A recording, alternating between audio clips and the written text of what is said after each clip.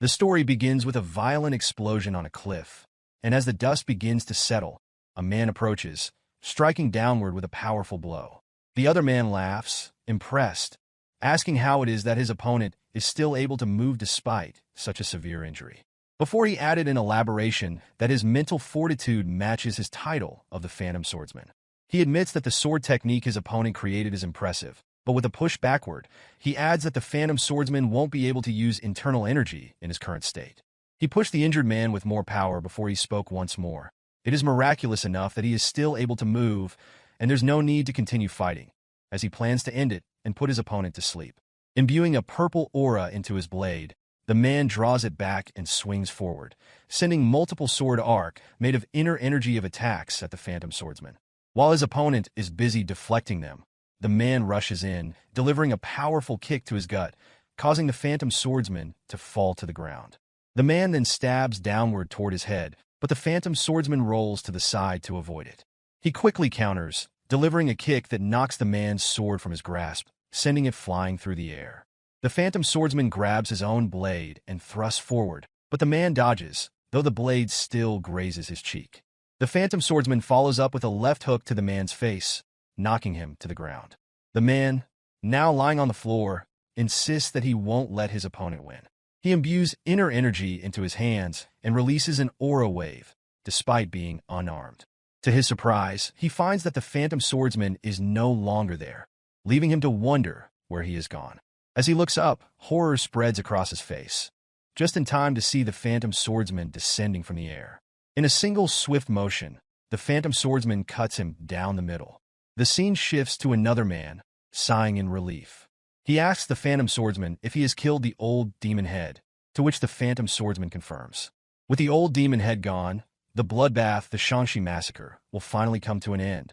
The man refers to the mysterious group known as the Black Knight Palace, who had swept through numerous smaller sects and clans in the last 3 days. He reflects on how the world was able to witness the alliance of 2 rival factions, the Orthodox and Unorthodox, because of this incident. The Phantom Swordsman's true name is revealed to be Dako Hien, and the other man recalls a promise they made to duel after creating their own sword techniques. Sadly, he admits that he will not be able to fulfill it. When asked if that is what he's thinking about in his final moments, the man responds affirmatively, laughing. He has dedicated his entire life to the sword and has fought countless martial artists, witnessing many techniques. Yet, none have been as difficult to deal with as the Phantom Swordsman's. His devotion to the sword surpasses all others, and because of that, he asks the Phantom Swordsman to look after his disciple in Manhwa Sect. Dako Hien, surprised, asks if the man has lost his mind, especially since the disciple belongs to the Manhwa Sect. He is asking why the best swordsman of the unorthodox faction would look after a disciple of the orthodox faction. The dying man hands him a beaded circlet, the plum blossom spirit beads, a relic of Manhwa, and asks him to give it to the sect leader. Dako Hien wonders if the man is truly out of his mind, but soon realizes that this is the earnest wish of a dying man. The man laughs, saying that they are only sword friends, but he has always been grateful. Dako Hien agrees, noting that he will spend the rest of his life at Manhwa, thanks to his friend. Before he can finish his sentence, the man's body explodes, turning into red mist, leaving only chunks of his remains behind. Dako Hien is left stunned, wondering what just happened. He turns, only to see a purple light as an inner energy flies toward him. Gritting his teeth, Dako Hien tightens his grip on his blade and asks who is responsible for this, returning a swing to deflect the attack. However, the aura wave is too powerful and destroys his counterattack effortlessly. In genuine surprise, Dako Hien watches as his opponent begins preparing 2 black-purple concentration of inner energy, 1 in each hand. The ensuing blast can only be described as epitome of a destruction. When the smoke clears, Dako Hien, now missing an arm and severely injured, sits on his knees, questioning how someone could be so powerful. As he approaches his own final moments, he wonders if this is the Night Palace Master, though he quickly dismisses the idea, knowing that the old demon head is still dead and his corpse remains intact. It seemed that the mysterious figure was either a hidden disciple or, perhaps, the true Night Palace Master, much stronger than the imposter he had killed. Hien, gazing at his severed arm, murmurs an apology, regretful that he never had the chance to bring his long friend's body back home. It seems both of them will die on this cliff, but with determination, Hyun slams his hand onto his knee, promising that, at the very least, he will keep his word. The other man watches in surprise as Hyun charges forward to fight, unarmed and undeterred. Hyun himself isn't sure if he will survive the fall from the cliff after losing his companion. But if there is any hope, he has to believe in it. Though he may be fleeing now, he will never forget his fallen friend. When they meet again, it will be for the final confrontation. But of course, that chance will never come. Just as Hyun runs, an attack cuts him directly in half. He turns in shock, realizing that the masked man launched the attack from a distance, his power much greater than Hyun had initially thought. The masked man laughs after landing the blow, prompting Hyun to retort that such laughter is disrespectful, especially in someone's final moments. As he begins to fall, his final words are an apology to his friend, admitting that he likely won't be able to keep the promise he made. The spirit beads on his hand start glowing brightly, and below, in the forest, the light is radiated. People say they can feel his pulse, marveling that the heavens have indeed helped him. Hyun, now regaining consciousness, is astonished. He opens his eyes and hears people calling him senior disciple.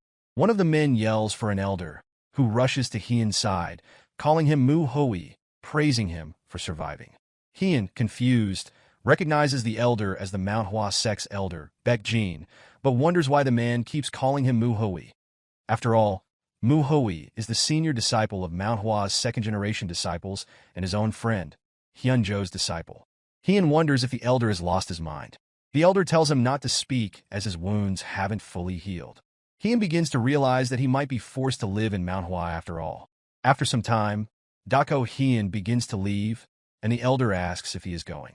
Dako Hyun acknowledges, almost responding rudely, but Baek Jin advises him not to push himself too hard, as he had been bedridden and unable to eat for the past week.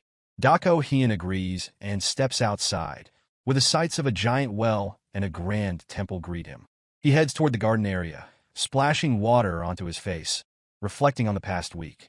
Though only 7 days have passed, it feels as though years have passed to him. He has dreamt of an entire life, reliving the last 2 decades that Mu Hoi experienced. It is revealed that their sect had been attacked. One of their buildings explodes and soldiers are fighting valiantly, but the situation seems dire. Standing among the chaos is none other than the Black Knight Palace Master, or at least, the imposter he had seen earlier. As Dako Hyun learns Mu Hoi's life, he hears Hyunjo shouting at the masked man before charging in to confront him. Mu Hoi watches as a man raises a weapon to kill one of his fellow disciples, and without hesitation, he dashes forward to block the attack. However, he is struck across the chest, falling to the ground like a warrior from that attack. Dako Hyun, seeing this, calls Mu Hoi a fool, asking why he would throw himself in harm's way when his body was so weak. The injury proves fatal, and Dako Hyun realizes that the light from earlier must have come from the spirit beads. Now he wonders why it had to be him. Why Mu Hoi, and not Hyunjo? Wondering whether that is fate. Sighing, Dako Hyun acknowledges that, despite his reluctance, he cannot waste this second chance at life. He vows to find the masked man and exact his revenge, determined to become stronger than ever before. After all, he had nearly perished at the hands of the imposter, and if he hoped to defeat him, he would need to surpass his previous limits. Dako Hyun walks up the steps to an empty training room, likely Hyunjo's, and reflects on his late friend's final words. Hyunjo had led their disciples bravely, urging them to protect their home without fear. As Dako Hyun picks up a book from the wall, he makes a promise to fulfill Hyunjo's last request and avenge his death, no matter the cost. The scene shifts to a discussion among the elders, who are deliberating whether they need to rebuild a total of 8 pavilions. Among them informs the sect leader that the damage has been worsened because they were unable to extinguish the last ambush's fire in time. The sect leader sighs, assuming that they lack the funds for such an extensive project due to prior damages. He turns to Baek-san, asking if that is the case. Baek-san confirms, adding that profits and visitors will be drastically reduced. He appears to be the one in charge of the sect's finances. The sect leader falls silent, concluding that large expenditures must be avoided, suggesting they should start with the most important pavilions. His name is Baekyu. He then turns to Baek Jin, asking how the disciples are recovering. Baek Jin responds that they are all recovering well, and even those in serious condition are improving. Baek Yu is relieved, but asks about Mu Hui, expressing concern that the news of Hyun-jo's death must have been a great shock. Baek Jin reassures him that Mu Hui has taken it better than expected. His wounds have healed significantly, and he was walking around outside yesterday. Baek San laughs, questioning if Mu Hui is truly feeling that much better. Baek Yu agrees that it's good if Mu Hui is taking it well, but advises Baek Jin to check on him occasionally, worried that Mu Hui might be pretending to be fine. He hopes that Mu Hui will be alright, as they all know what kind of person he is. Meanwhile, Dako Hyun is inside the house, reading through martial arts manuals. As he reads, something catches his attention, triggering a memory of Hyun-jo asking him about the disciples. Hyun-jo had inquired what Dako Hyun thought of them, to which Dako Hyun had replied they were useless. Hyun-jo agreed, noting that the sect seemed to be regressing. He found it ironic that they clung to the belief that the plum blossom sword technique, which represented variability and illusions, was perfection. Hyun-jo was certain that Dako Hyun understood the future consequences of a sect that failed to reflect and innovate. Dako Hyun had pointed out that such stagnation could lead to their downfall. Hyun-jo acknowledged the truth of this, but emphasized that change could not be forced. Dako Hyun, however, had insisted that if he were in Hyun-jo's position, he would try to push for change, asking if Hyun-jo had any other ideas. As the plum blossoms began to fall around them, Hyun-jo shared his thoughts. He believed that the only way forward was to show the disciples that the plum blossom sword technique was not the end, but rather a stepping stone to a higher realm. Dako Hyun asked if this was why Hyun-jo had made the promise to create their own sword techniques and duel in the future. Hyun-jo explained that he had reached his current level by renovating various martial techniques, and he thought it might be possible for Dako Hyun, given his title as the Phantom Swordsman and his standing as the best swordsman in his faction. Dako Hyun, reflecting on his initial judgment of the Manhwa sect, admitted that he had once thought the problem lay in the sect's decline, unable to produce talent beyond Hyun-jo for the last century. However, he now realized how foolish he had been. He had focused on martial arts techniques like the six-fold combo circulation technique and the sword technique itself, seeing them as flawless. But he now understood that martial techniques grow in power over time as they are passed through the hands of others. This was the true strength of a sect, and Manhwa had hit a wall because of its greatness. The sect's determination to break through that wall by showing the disciples a new realm was key. If Hyun-jo's wish was to demonstrate this determination and lead the disciples to a higher understanding, then the unfinished sword technique would be Dako Hyun's to complete, as a way to honor their promise. This sword technique would need to reflect not just Manhwa's form and movements, but its deeper intentions. To achieve this, Dako Hyun realized he must align himself with the teachings of the sect and start from the basics. Only then could he complete Hyun-jo's sword technique. Sitting in a lotus position, Dako Hyun begins cultivating his inner energy, letting out a slow exhale. He reflects on the need to let go of the martial arts teachings that Hyun-jo had imparted to him. Even if he tried, he could not deny that they were part of him, and he could not underestimate the basics. The autumn flower circulation technique, for instance, was stable and not inferior to the ghost arts. In his past life, Dako Hyun had only sought efficiency and used unorthodox sword techniques. However, the techniques of the Manhwa sect were different, and he might learn something entirely new from them. This marked the end of his life as the Phantom Swordsman. From now on, Dako Hyun would fully embrace his new identity, Mu Hui. Some time later, a man is seen heading up the stairs toward Mu Hui's abode. He seems curious about something, calling out to Mu Hui, asking if he's inside. Mu Hui, looking noticeably tired, hears the voice and opens the door, surprising the man. He recognizes him as Mu Cheol, who explains that he came to check on Mu Hui, noting that it's been 3 days since he left the Harmony Medicine Palace, yet Mu Hui hasn't been attending the morning training sessions. Mu Hui, startled, asks if it's really been 3 days. Mu Cheol stands in silence, and Mu Hui reflects on the fact that he hadn't eaten properly for 7 days, which brings to mind his previous experience being trapped in the Blood Tempest sect's inescapable net technique. He says he lost track of time then as well. With that, he suggests they head to the training hall. Mu Cheol agrees, though it's clear he's thinking about something else, commenting that Mu Hui seems different. Mu Hui, undeterred, thinks that a drink would be nice, heading toward the training area. As they approach, they hear a man yelling out skill names and demonstrating them to a group of disciples. Mu Hui watches as the disciples follow the instructor's commands, though they appear to be struggling. One disciple, Mu Ryan, is told to raise his arm higher. He complies, but Mu Hui observes that they're all performing terribly. Their feet move when they shouldn't, their balance is off, and they're unable to generate any real power in their strikes. Their posture is also completely wrong, and overall, they lack the basic skills. Mu Hui acknowledges that the instructor, Mu Jin, isn't bad and at least seems to know what he's doing. He's the only one who's doing his job correctly. Mu Hui reflects that Mu Jin is more like the senior disciple of the second generation, though he wonders why Mu Jin is the one leading the training rather than a senior disciple. It seems the previous owner of his body had a shy personality and lacked martial arts and leadership skills, but Mu Jin is different. He has the ability to lead, a calm demeanor, and has shown great potential since a young age. Mu Hui thinks it's natural that more disciples listen to Mu Jin. Talented individuals with the right skills should be given opportunities, and Mu Jin's personality makes him a more natural fit for the role of senior disciple, at least for now. Mu Jin finishes the training session, telling the disciples to leave, noting that they all seem particularly beaten today. As they exit, one of them asks Mu Hui if he's feeling all right.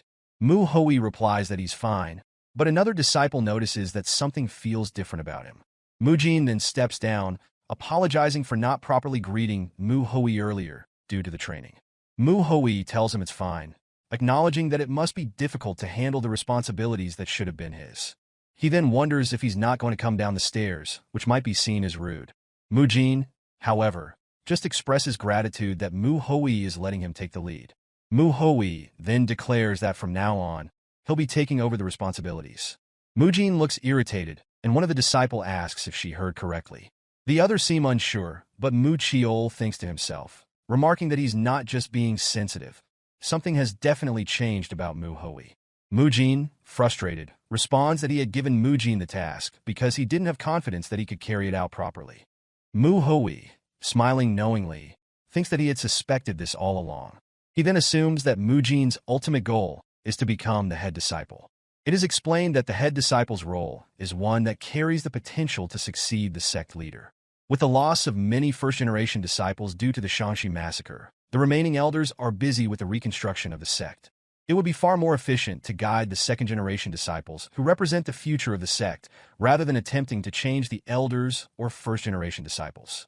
Mu Hui also understands that the head disciple is the only one, aside from the sect leader, who can learn the purple aura circulation technique, one of the top 10 techniques for internal energy circulation. To surpass his previous self, Mu Hui needs to master this technique, so he has no choice but to take on the role of head disciple. While it may be shocking, this is the path he must take. Mu Jin, skeptical, asks if Mu Hui truly believes he is right in this decision. He questions what Mu Hui did the night the Black Knight Palace invaded the sect. Mu Chiol interrupts, shouting Mu Jin's name as Mu Jin reminds him that the elders had told him to stay put, but Mu Hui hadn't listened, and the consequences of that night followed. Mu Hui smiles as Mu Jin continues questioning him, asking if he saved any of the elders or others during the invasion, or if he killed anyone from the Black Knight Palace. Mu Hui shakes his head, admitting that he didn't save anyone. He only managed to burden them in the end. Mu Jin's expression shifts, realizing what Mu Hui is getting at. He then states that because of Mu Hui's actions, several disciples followed suit, and if the first-generation disciples hadn't risked their lives to protect everyone, many of them wouldn't be here now. Mu Hui agrees, acknowledging that Mu Jin is right, but Mu Jin seems annoyed that he's simply accepting the blame without further explanation. Mu Hui then declares that, as the senior disciple, he intends to take responsibility for everything moving forward. Mu Jin, not entirely convinced, asks how they are supposed to trust him now. Mu Hui, already heading up the stairs, smirks and replies that Mu Jin is misunderstanding something. When Mu Jin asks what he means, Mu Hui turns and, glaring at him, asks since when did he need to look up to him. He then asks if it sounds like he's trying to convince Mu Jin, or if he has to ask for permission in the choices he makes. Mu Hui isn't trying to convince anyone. He's simply notifying them of his decisions. Mu Jin, clearly surprised, was shaken by the presence of the man in front of him, wondering what kind of person this was. This was definitely not the same senior disciple he knew, and it sent a chill through him. Mu Hui, unfazed, tells him that he'll be taking over the morning training starting tomorrow. If Mu Jin has any complaints, he should come to see him after the training, but that he shouldn't get too upset about it. Mu Jin is still taken aback, muttering that Mu Hoi seems like a completely different person.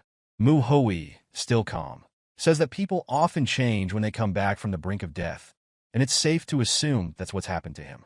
Meanwhile, the other disciples are gossiping about the change in Mu Hoi. They overhear Mu Jin's frustration and wonder if Mu Hoi really plans to take over the training sessions.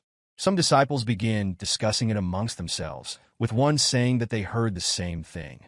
Another adds that Mu Jin was really mad at first but calmed down, though his face looked odd. One disciple expresses concern, mentioning that while Mu Jin might be trying to back down out of kindness, he's still worried, especially knowing the senior disciple's skill level. That night, a group of disciples heads over to Mu Hoi's house, knocking on the door. When Mu Hoi answers, they ask if they can talk. He responds with curiosity, noting that if they want to talk away from the others, he's eager to hear what they have to say. He tightens his grip on his wooden sword, ready for whatever may come. One of the disciples is surprised to see Mu Hoi holding the wooden sword, as it's so unlike him. Mu-san speaks up, saying that he'll get straight to the point. They want him to take back what he said, explaining that Mu Jin only backed off from the discussion because he wanted to help preserve Mu Hoi's image. Mu Hoi finds this interesting and asks if Mu Jin sent them. They respond that they came of their own volition. Mu Hoi nods, still intrigued, but he makes it clear that they have no say in his decisions, and he'll pretend he didn't hear what they said. He suggests they leave. Mu-san calls out to him, asking him to consider their perspective. He tells Mu Hoi that it isn't about disliking him. They just want to be taught by someone who is actually skilled. They point out that, right now, Mu Hoi's skills are subpar, and this is him being greedy, nothing more. Mu Hoi sighs, acknowledging that Manhwa's hierarchy seems to have degraded. He understands their doubt about his skills, so he'll prove himself to them. He tells them to grab their swords. The disciples ask if he's serious, to which Mu Hoi replies that he is. He knows how they feel, but if they want to see his skills, they'll have to face him. Mu-san pulls out his blade, declaring that he asked for this, and charges in, warning Mu Hoi not to regret it. Mu Hoi immediately disarms him, slapping his hand, and then striking him in the chest with the hilt of his wooden sword. The force causes Mu-san to fall to his knees, coughing. Mu Hoi glares at the others, and Mu Ho tries to join in, but Mu Hoi smacks him in the head with the sword, causing him to fall as well. Mu-san, still confused, tells Mu Hoi that he lost, and Mu Hoi agrees, adding that now it's time for them to learn a lesson. Mu Ho's leg twitches as Mu Hoi asks if they're satisfied with the lesson. The disciples confirm, and Mu Hoi reminds them of what he said would happen if anyone tried to gang up on him. They would beat them as well. They acknowledge that, and Mu Hoi asks if they still think he's weaker than Mu Jin. They quickly respond that he's much stronger than him, and when he presses them, they admit that Mu Hoi is definitely stronger than the other disciples as well.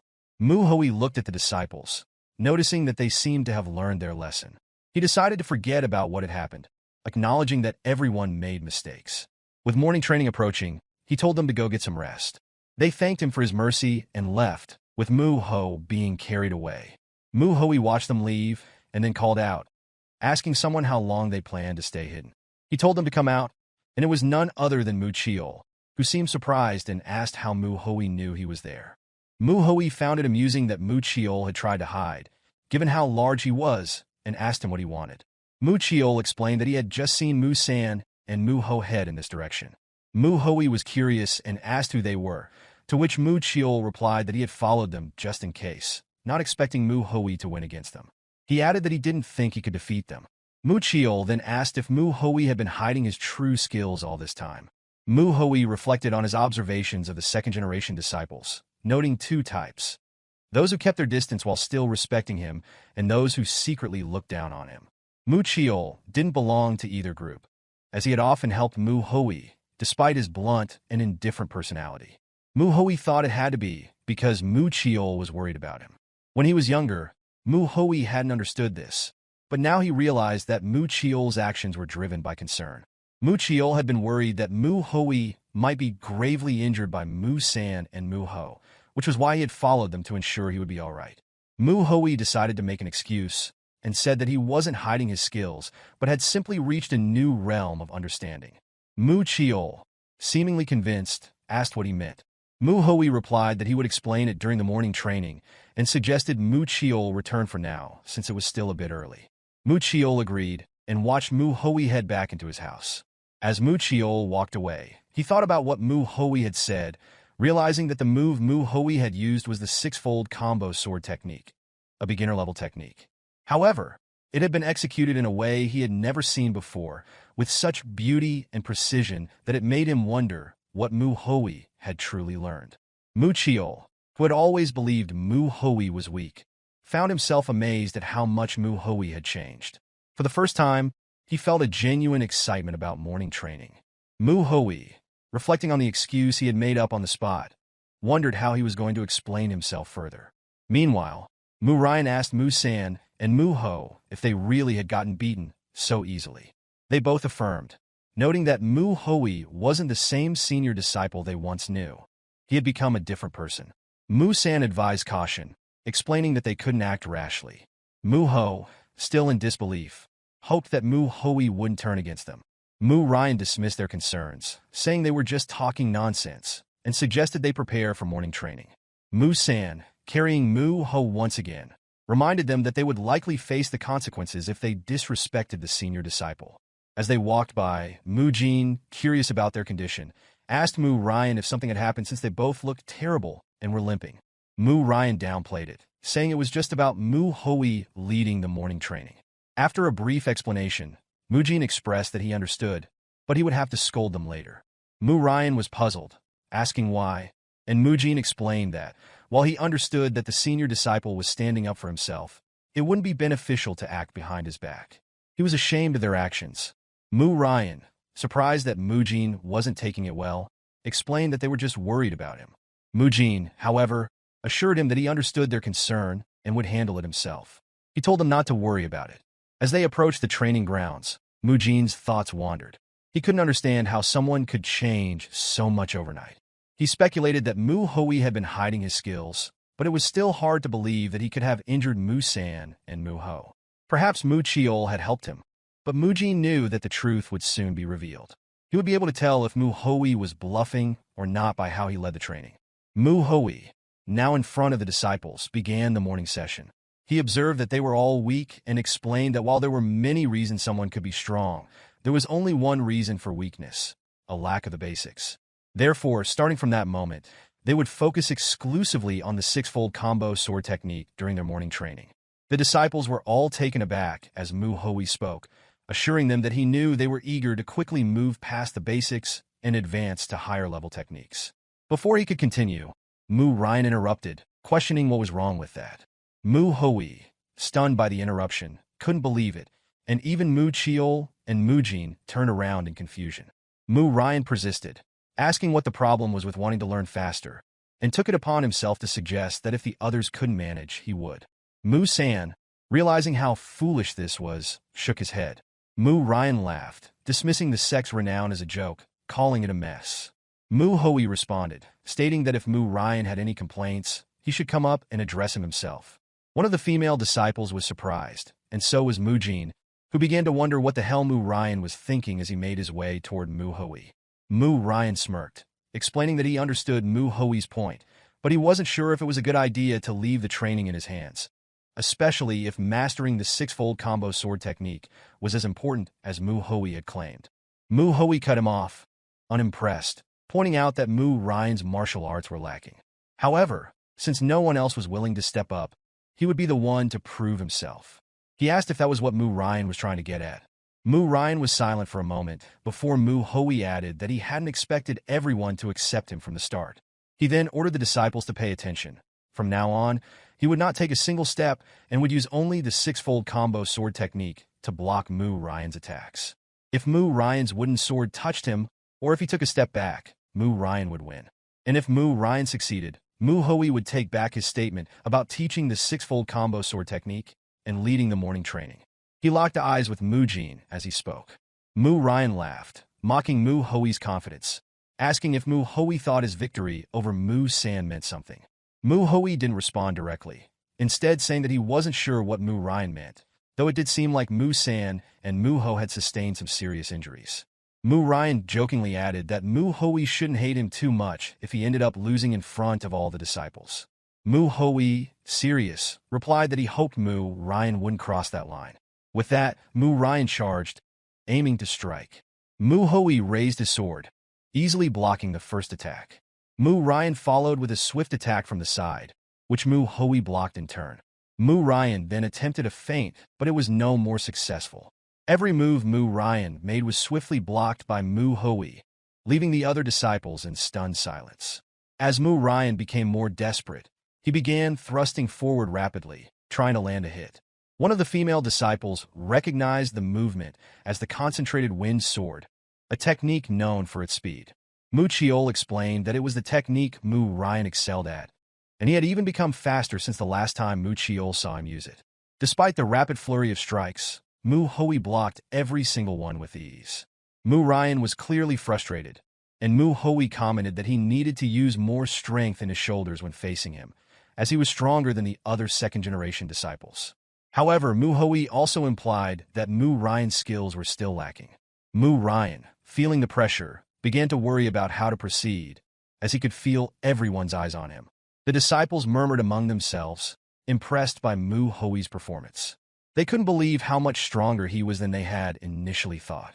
They noted that his feet had not moved an inch, and his balance was impeccable, making it seem like he had become a different person. Mu Jin, struggling to make sense of what was happening, was in disbelief, unable to comprehend what he was witnessing. Mu Ryan, meanwhile, began to think about what he could do next, realizing that he couldn't recover from this. He had proven the senior disciples' martial arts skills, but not in the way he had hoped. He wondered how Mu Hui had improved so much. Mu Hui, reading his thoughts, explained that it wasn't about being strong. A sword should be swung with the whole body, and the most important part of swinging a sword was using your feet. If one overlooked the importance of the feet, focusing only on the swing, the sword would be useless. Mu Ryan, still trying to grasp it all, thought about what Mu Hui had said. He was beginning to realize that Mu Hui was right, but Mu Hui, sensing his hesitation, pressed on. He said that Mu Ryan probably didn't fully understand, but deep down Mu Ryan was starting to get it. Mu Hui then raised his sword into the air, preparing to demonstrate what it truly meant to swing a sword with the entire body. Mu Ryan, confused, protested, but before he could say anything, Mu Hui moved with lightning speed and smacked him with the sword. On the ground, Mu Jin could hardly believe what had just happened, witnessing the senior disciple had easily subdued Mu Ryan. Mu Hui turned to Mu San and Mu Ho, telling them to come forward and bring Mu Ryan to the Harmony Medicine Palace. They nodded and began running, taking Mu Ryan away. Mu Hui looked around at the disciples, asking what they were doing. He told them that they needed to raise their swords. If they didn't, he would take it as a complaint about his method, and they could come up and voice their objections at any time. Seeing that no one had any complaints, they all got into their stances. Mu Hui, pleased, declared that it was time to officially begin the morning training. As he did, he noticed that Mu Ryan's blood was still on his face. The morning training session spent on Mu Hui instructing the disciples. The scene then shifted to a flashback where Hien asked Hyunjo about his disciple, Mu Hui. Hien was perplexed, calling Mu Hui the worst of them all and questioning if he possessed any hidden talent that Hien had failed to see. He wondered why Hyunjo had chosen Mu Hui as his disciple. Hyunjo, acknowledging that Mu Hui was indeed an ordinary kid, explained that he had never seen him give up on anything in his life. Hien then asked if Hyunjo had chosen Mu Hui purely because of his determination. Hyunjo agreed, but added that the talented disciples had reached enlightenment on their own. However, to create a martial master out of an ordinary person was the duty of a mentor in the essence of martial arts. The flashback ended, and Mu Hui reflected on Hyunjo's words. He admitted that, ideally, he would have picked out only the most talented disciples to train. However, he was no longer the Phantom Swordsman. He was the senior disciple, responsible for leading the second-generation disciples of the Manhwa Sect. He realized that, to fulfill his duty, he had to stick with them until the very end. Mu Hui noted that though he had never properly taught the disciples before, he found that having disciples was far more annoying than he had anticipated. He sighed, joking that if they met again after his death, they would have to buy him a really good drink. Mu Hui glanced at Mu Jin, asking if he was already tired, urging him to put more strength into his movements. As Mu Hui trained the others, his mind wandered to one of his disciples, wondering how he was doing. He knew he had always focused on bettering himself and never teaching others.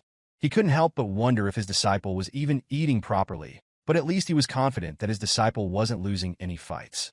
It would be nice to see him again someday. The scene shifted to Mu Ryan, who had a bandage on his head and was now instructed by Mu Hoi to properly train their lower bodies using logs as weights. Although it was a rough path that required starting from scratch, Mu Hoi was confident that, through this trial, the plum flower would blossom.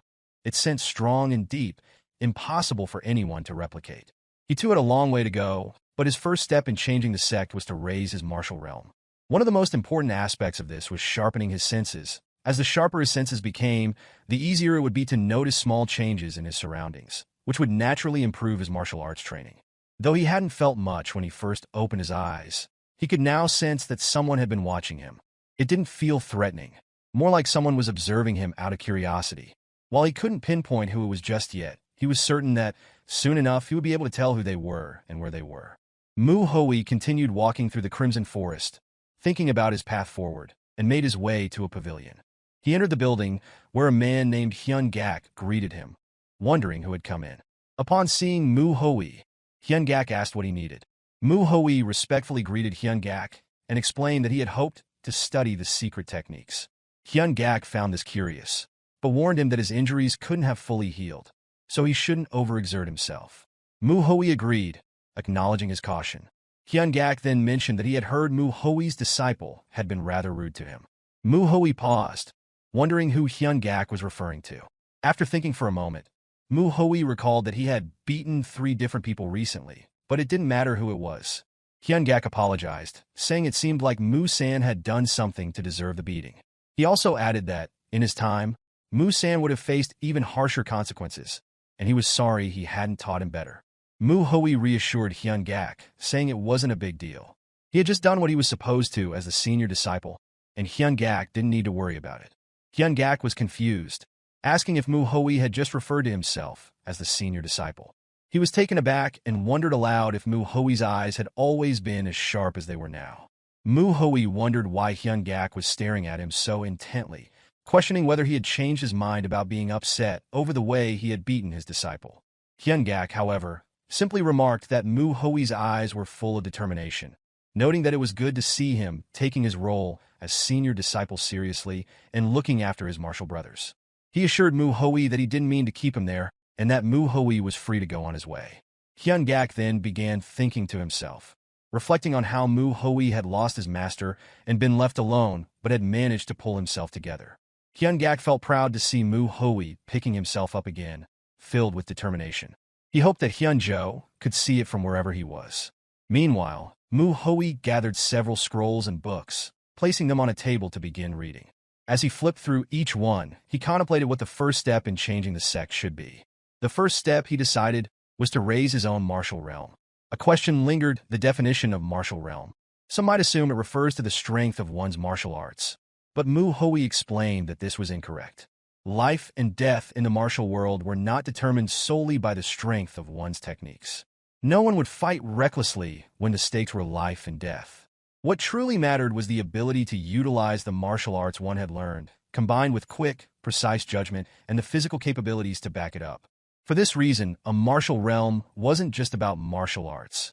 It was the mastery of those arts, along with the wisdom and experience to go with them. That enlightenment came through endless contemplation and reflection. This was the definition of a martial realm that he had created when he was Heian, the Phantom Swordsman, and the best swordsman of the unorthodox faction. It was a truth he had reached after years of training, contemplation, and learning all kinds of secret techniques. The first step in raising his martial realm, Mu Hoi concluded, was to understand his martial arts fully. However, he acknowledged that he still didn't truly know what the martial arts of manhua were. But he wasn't going to remain ignorant forever. At this point, there were things he was not yet allowed to read. Books forbidden to disciples to prevent those who were too greedy or curious from foolishly attempting to learn higher-level techniques and ruining their key paths. All sects restricted access to their secret techniques, and manhua was no exception. Hyun Jo had once said that manhua was more lenient compared to others, but still, it was a renowned sect with a systematic approach to martial arts, and their techniques were not difficult to understand. Mu Hoi had already learned the basics, starting with the six-fold combo sword technique, the most fundamental technique. After that, he had mastered 3 more techniques: the concentrated wind sword, the falling plum blossom sword, and the thousand-cent sword. Once one learned these 3 techniques, they would gain access to the plum blossom sword secrets, which were essential for becoming the best martial artist in Manhwa's sect. Only by mastering the plum blossom sword techniques could one use the sect's signature sword techniques: the 7 deadly plum blossom sword, the 3-edged plum blossom sword, and the lucid plum blossom sword.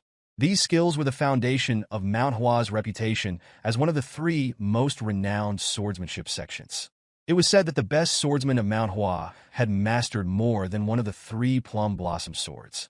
Muhui reflected that the 6-fold combo sword technique was the root, the 3 techniques that followed were the trunk, and the sword's secrets after that were the branches. Finally, the 3 plum blossom swords were the flowers. A martial artist who delved deep into the sword techniques of Manhwa became part of the plum blossom tree, representing the mastery and strength of the sect. At his current level, Muhui had only reached the trunk. While he was eager to study the branches and beyond, he needed to acquire the plum blossom sword to do so. This sword was given only to those who had proven their martial mastery, and it was a symbol of the sect's highest honor. Muhui knew he needed to obtain it as soon as possible. Just then, he heard someone approaching. Baekyu, the sect leader, asked if Muhui truly wished to learn the plum blossom sword secrets. Muhui immediately greeted Baekyu, who had come to check on him, as it had been a while since anyone had been in the room so late. Baekyu asked if he was allowed to sit with him. Muhui, politely allowed, realized that the candles had been lit for him, presumably by Hyungak. Baekyu, noting Muhui's focus, asked if he had really read all the materials before him. Muhui confirmed that he had. Baekyu, now aware that Muhui had been leading the 2nd-generation disciples in the morning training, mentioned that he had heard Muhui was focusing on the 6-fold combo sword technique again. Muhui looked at Baekyu and confirmed that everything he had said was correct. Baekyu, still curious, asked why Muhui had chosen the 6-fold combo sword technique specifically. Muhui, sensing Baekyu's probing, wondered what exactly he was trying to get at. Baekyu inwardly thinking that when Muhui had first spoken to him before, he had always hesitated to answer him, even to simple questions. Now, Muhui was doing things he hadn't done before, and he guessed that these were the kinds of things Baekyu was thinking about. He assumed Baekyu just wanted to check on him, to see if he was truly alright or if he was merely pretending to be fine and overexerting himself in the process. He figured that Baekyu was trying to gauge his well-being, wanting to give the answer he expected. Muhui, in response, stated that the foundation of the sect was the 6-fold combo sword technique. Baekyu, acknowledging this, agreed. But Muhui continued, explaining that while the foundation was sound, the 2nd-generation disciples had started off on the wrong foot. However, it was kinder to say that they might as well have never started at all. Baekyu, surprised by the bluntness of Muhui's words, was taken aback. Muhui thought that this was likely a good answer. After all, the sect leader himself knew how bad the 2nd-generation disciples were. By thinking these thoughts, Muhui figured that just the fact they were in agreement on the matter would reassure Baekyu. Baekyu, however, was still in disbelief. He thought to himself that Muhui's state was much worse than he had imagined. He appeared to be truly broken. Baekyu shook his head, realizing that Muhui's situation might be more severe than anyone had anticipated. Baekyu silently pondered the child before him, trying to reconcile this figure with the Muhui he once knew. That boy had been innocent, incapable of speaking ill of others, yet now he seemed like someone entirely different. The thoughts settled heavily in his mind. Something had changed him. Perhaps the Black Knight Palace's invasion, the weight of being the sole survivor, or the lingering guilt over the deaths of his master, the elders, and the 1st-generation disciples. Whatever the cause, Baekyu knew one thing with certainty. He needed to make Muhui understand that none of it had been his fault. Muhui continued, as though reading Baekyu's thoughts. All 2nd-generation disciples knew that the 6-fold combo sword technique was well within their grasp, something they had learned early on at the Manhwa sect. But despite their years of practice, their skill with the technique had deteriorated, a result of years spent training without focus. Baekyu listened closely as Muhui elaborated. The martial arts of different sects and clans in the Jianghu were shaped by their distinct ideologies. These philosophies were embedded in their martial arts, making them more than just techniques. Muhui went on to explain how each sect's martial school expressed its ideology. He mentioned Wudong's Taiji Fist, Diansong's Sun-Shattering Sword, and Qingqing's Azure Cloud Crimson Dawn Slash, all as examples of how martial arts techniques were a direct reflection of the ideologies of the sects. As Mu Hoi spoke, he considered his words carefully. To truly master a martial school's technique was not merely to practice the physical moves, but to understand and internalize the ideology behind them. It wasn't about perfecting a form. It was about embodying the philosophy the martial school represented. Mu Hoi's calm, precise explanation reminded Baekyu of Hyunjo. Despite Mu Hoi's apparent detachment, Baekyu couldn't shake the feeling that his words were steeped in a depth and conviction reminiscent of his former disciple. Mu Hoi then concluded that the second-generation disciples had become overly focused on perfecting the plum flower, an ideal that distracted them from the true purpose of martial training. He explained that it wasn't about forcing the plum flower to bloom, but letting it happen naturally through the process of training and understanding the ideology behind their martial arts. Baekyu nodded in agreement, impressed by the depth of Mu Hoi's understanding. The blossoming of the plum flower would come naturally through focused training, not through artificial attempts to make it happen. Mu Hoi then shared his plans to continue guiding the disciples in their training with the six-fold combo sword technique. However, Baekyu shifted his question, making it clear he wasn't asking about the disciples. He wanted to know about Mu Hoi's path, the one he intended to follow for himself. Mu Hoi paused before answering, thinking carefully. He admitted that while he had great respect for the Manhwa sect's martial arts, there were aspects that he found lacking, especially from the perspective of someone who had always prioritized efficiency for survival. His thoughts wandered further. If his own path no longer aligned with Manhwa's principles, it meant stepping beyond the sect's will, a thought that settled uneasily within him. But despite his internal conflict, Mu Hoi offered an answer that would satisfy Baekyu's concerns. He intended to fulfill his master's wishes, to walk the same path his master had, and surpass him. That was the duty of a disciple, after all. However, deep down, Mu Hoi knew he wanted the freedom to do as he pleased, even if it meant giving Baekyu an answer he was expected to hear. Baekyu's realization struck him. It wasn't Mu Hoi's talent that reminded him of Hyunjo. It was his intent to carry on Hyunjo's will. The road ahead would be difficult. Creating new techniques was no small task, but there was something about Mu Hoi's resolve that intrigued him. Baekyu's pride in Mu Hoi swelled, and he laughed heartily, expressing his happiness at seeing his growth. He was sure that Hyunjo, wherever he was, would be proud as well. Mu Hoi simply acknowledged the praise, quietly thanking him. Baekyu smiled contentedly as he thought back to the plum blossoms that had bloomed amidst the snow. Despite their delicate nature, the plum flowers had endured the harshest cold to bloom more intensely than ever. He thought of the ones he had failed to protect on Manhwa. He should have been the one to fall, not them. Even though the plum flowers had fallen, a small bud remained beside them. His thoughts deepened further. His duty now was to nurture that bud and help it bloom. He gazed out the window, watching the moonlight illuminate the night, his resolve firming with every passing moment. He turned back to Mu Hoi. There were many flowers on Manhwa, not just the plum flowers, Baekyu remarked. Mu Hoi, curious, asked why the plum flowers had been chosen. Baekyu smiled faintly, encouraging him to think about it. There were lessons to be learned, and Mu Hoi would understand in time. Baekyu then realized the conversation had gone on long enough. He stood, apologizing for keeping Mu Hoi so long. As he made his way, he remembered something important. He turned to Mu Hoi, mentioning that there was something he had meant to tell him before he left. Baekyu, reflecting on his own experience, expressed that though he, too, had lost his master, he couldn't claim to fully understand the depth of Mu Hoi's sadness. He acknowledged that everyone experiences emotions differently. He continued, explaining that life and death were one, an inevitable cycle where the end of something marked the beginning of something new. It was a natural flow of things. Instead of viewing Hyunjo's death as an ending, Baekyu advised Mu Hoi to see it as a new beginning and to think of his actions as a way of celebrating Hyunjo's life. This shift in perspective, he believed, could help ease the grief. He was sure Hyunjo would have wanted Mu Hoi to think this way. Mu Hoi reflected on the idea of celebrating his master's life. It didn't sound bad at all. He thanked Baekyu for his wisdom, genuinely appreciating the advice. The wisdom reminded Mu Hoi of a past memory with his senior when he was Dako Hien. The senior had once commented on his fragility and how he had been young and impetuous then. Hien had been blunt in his response, asking if the senior wanted to die. He had called Hien arrogant and rash, but had added that those very qualities were perfect for training the body. The senior had then proposed a new way to train, something Heian hadn't forgotten. Now Mu Hui was using that very training method.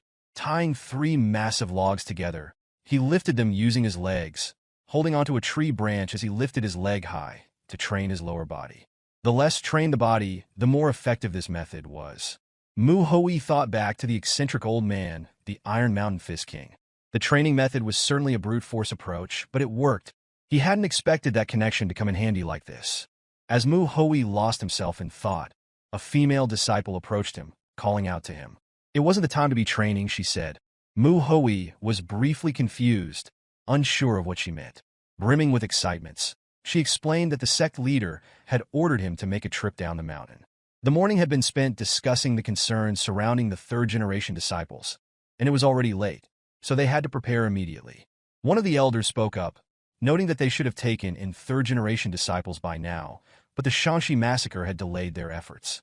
Baekyu added that they should also consider bringing in disciples from the outer sects, so others would know they were still doing well despite the setbacks. One elder agreed, and Baekyu confirmed the suggestion, seeing the need to reassure everyone. Baekjin raised a question about sending someone to check on the Shanxi outer sect, knowing that an unorthodox alliance or some other evil organization might be eyeing the power vacuum left behind. Baekyu agreed that this couldn't be ignored any longer. He considered how martial halls set up outside the main sect would attract new disciples eager to learn Manhua's martial arts. The massacre had weakened their forces, and the Shanxi outer sect had taken the hardest hit. As they deliberated on who to send, one elder raised a concern about who would go. Baekyu, however, suggested sending a second-generation disciple to give them a real taste of the Jianghu. The elders were hesitant, worried about how unstable the outside world still was. Baekyu suggested sending a few of the most talented disciples, and the idea quickly turned to the 3 flowers. Baekjin sought clarification, asking if Baekyu meant the 3 best disciples. Baekyu then proposed sending Mu Hui as well, certain that Mu Hui would have no problem dealing with the outside world. At first, Baekjin agreed, but then, in surprise, realized that the sect leader had proposed Mu Hui for the task. One elder expressed concern about sending Mu Hui, especially since he had changed a lot in the past month. Baekyu responded calmly, assuring them with a weary yet calming smile that Mu Hui would be fine. Thus, Mu Hui was sent out to see the outside world, and the scene shifted to Pasang City. Mu Hui led 3 other disciples in accordance with the sect leader's orders. The town was small and unremarkable, with little to draw attention except for a simple establishment that sold drinks. Mu Hui couldn't help but think to himself about how mundane the place seemed. However, Mu Hua, his fellow disciple, was completely distracted by the sight of a braised chicken, mesmerized by how delicious it looked. She excitedly asked her senior to look at it.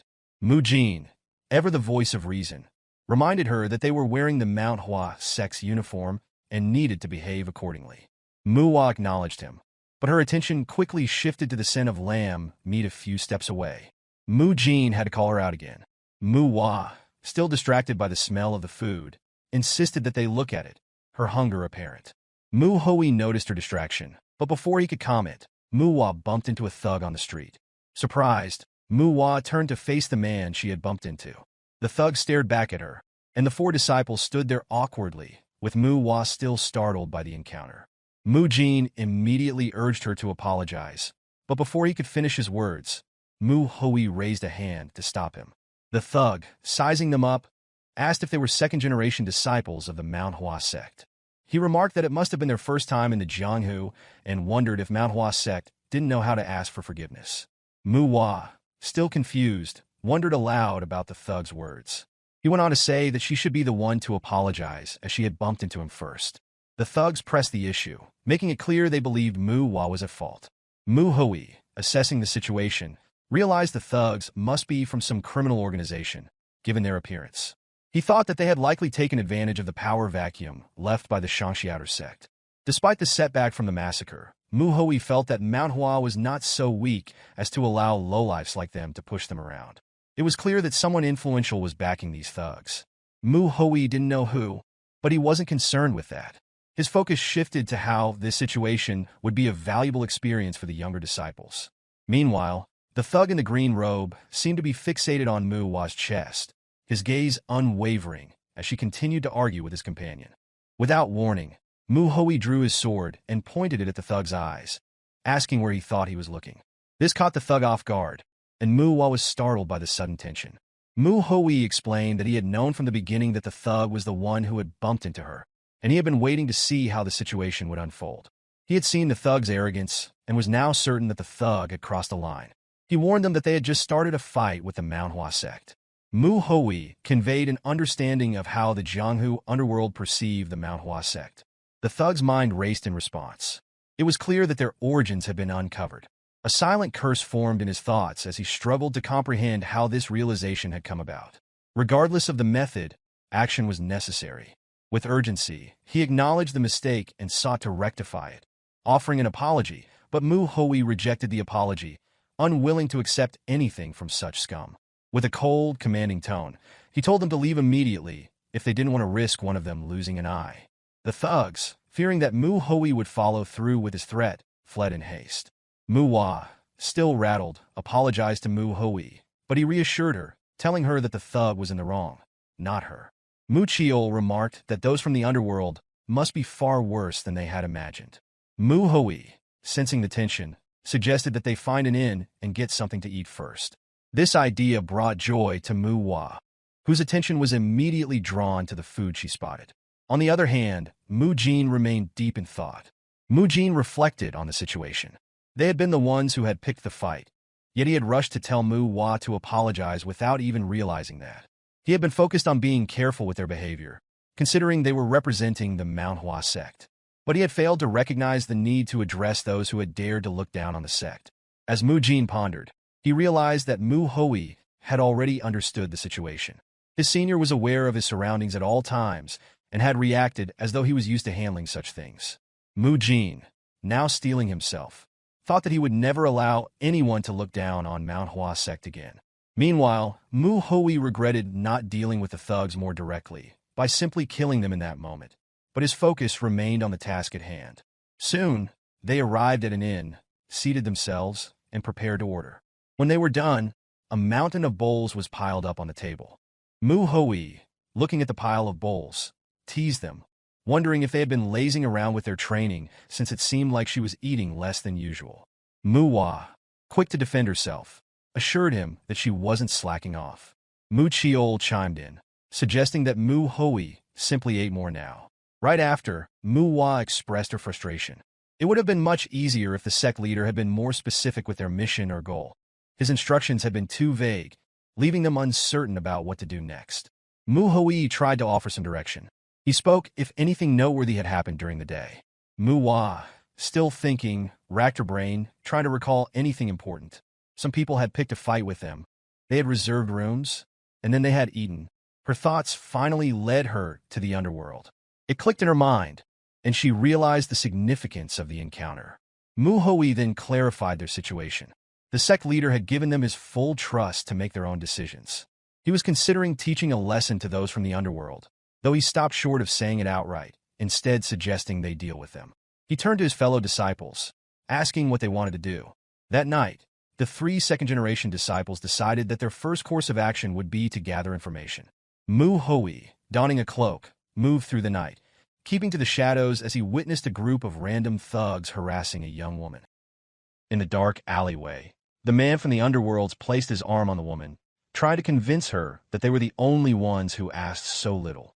The term underworlds referred to those who committed immoral acts based on incorrect beliefs or thoughts. While the word might evoke images of demonic forces, like the Black Knight Palace, there was a distinct difference between the underworlds and the various martial artists within the unorthodox, including the demonic forces. The woman trembled in fear as a bald man spoke to her, trying to exclaim something. He mentioned that the calculations were off and pointed out that the interest rate had recently increased, but they had overlooked it. The woman was confused, and the bald man explained that it was only right to collect the money at once. However, since the mistake was his, he suggested that instead of money, she pay with something else. His gaze lingered on her bosom as he spoke. The difference between the underworlds and the various martial artists within the unorthodox was in their goals. The underworlds sought money, pleasure, or the cheap thrill of dominion over the weak. Organizations that killed for money could also be considered underworlds, though they were usually just called assassins. In contrast, the underworld were often seen as thugs and ruffians, living dirty lives and never aspiring to become anything more. However, Hui had not expected them to start a fight upon seeing a disciple from Manhwa.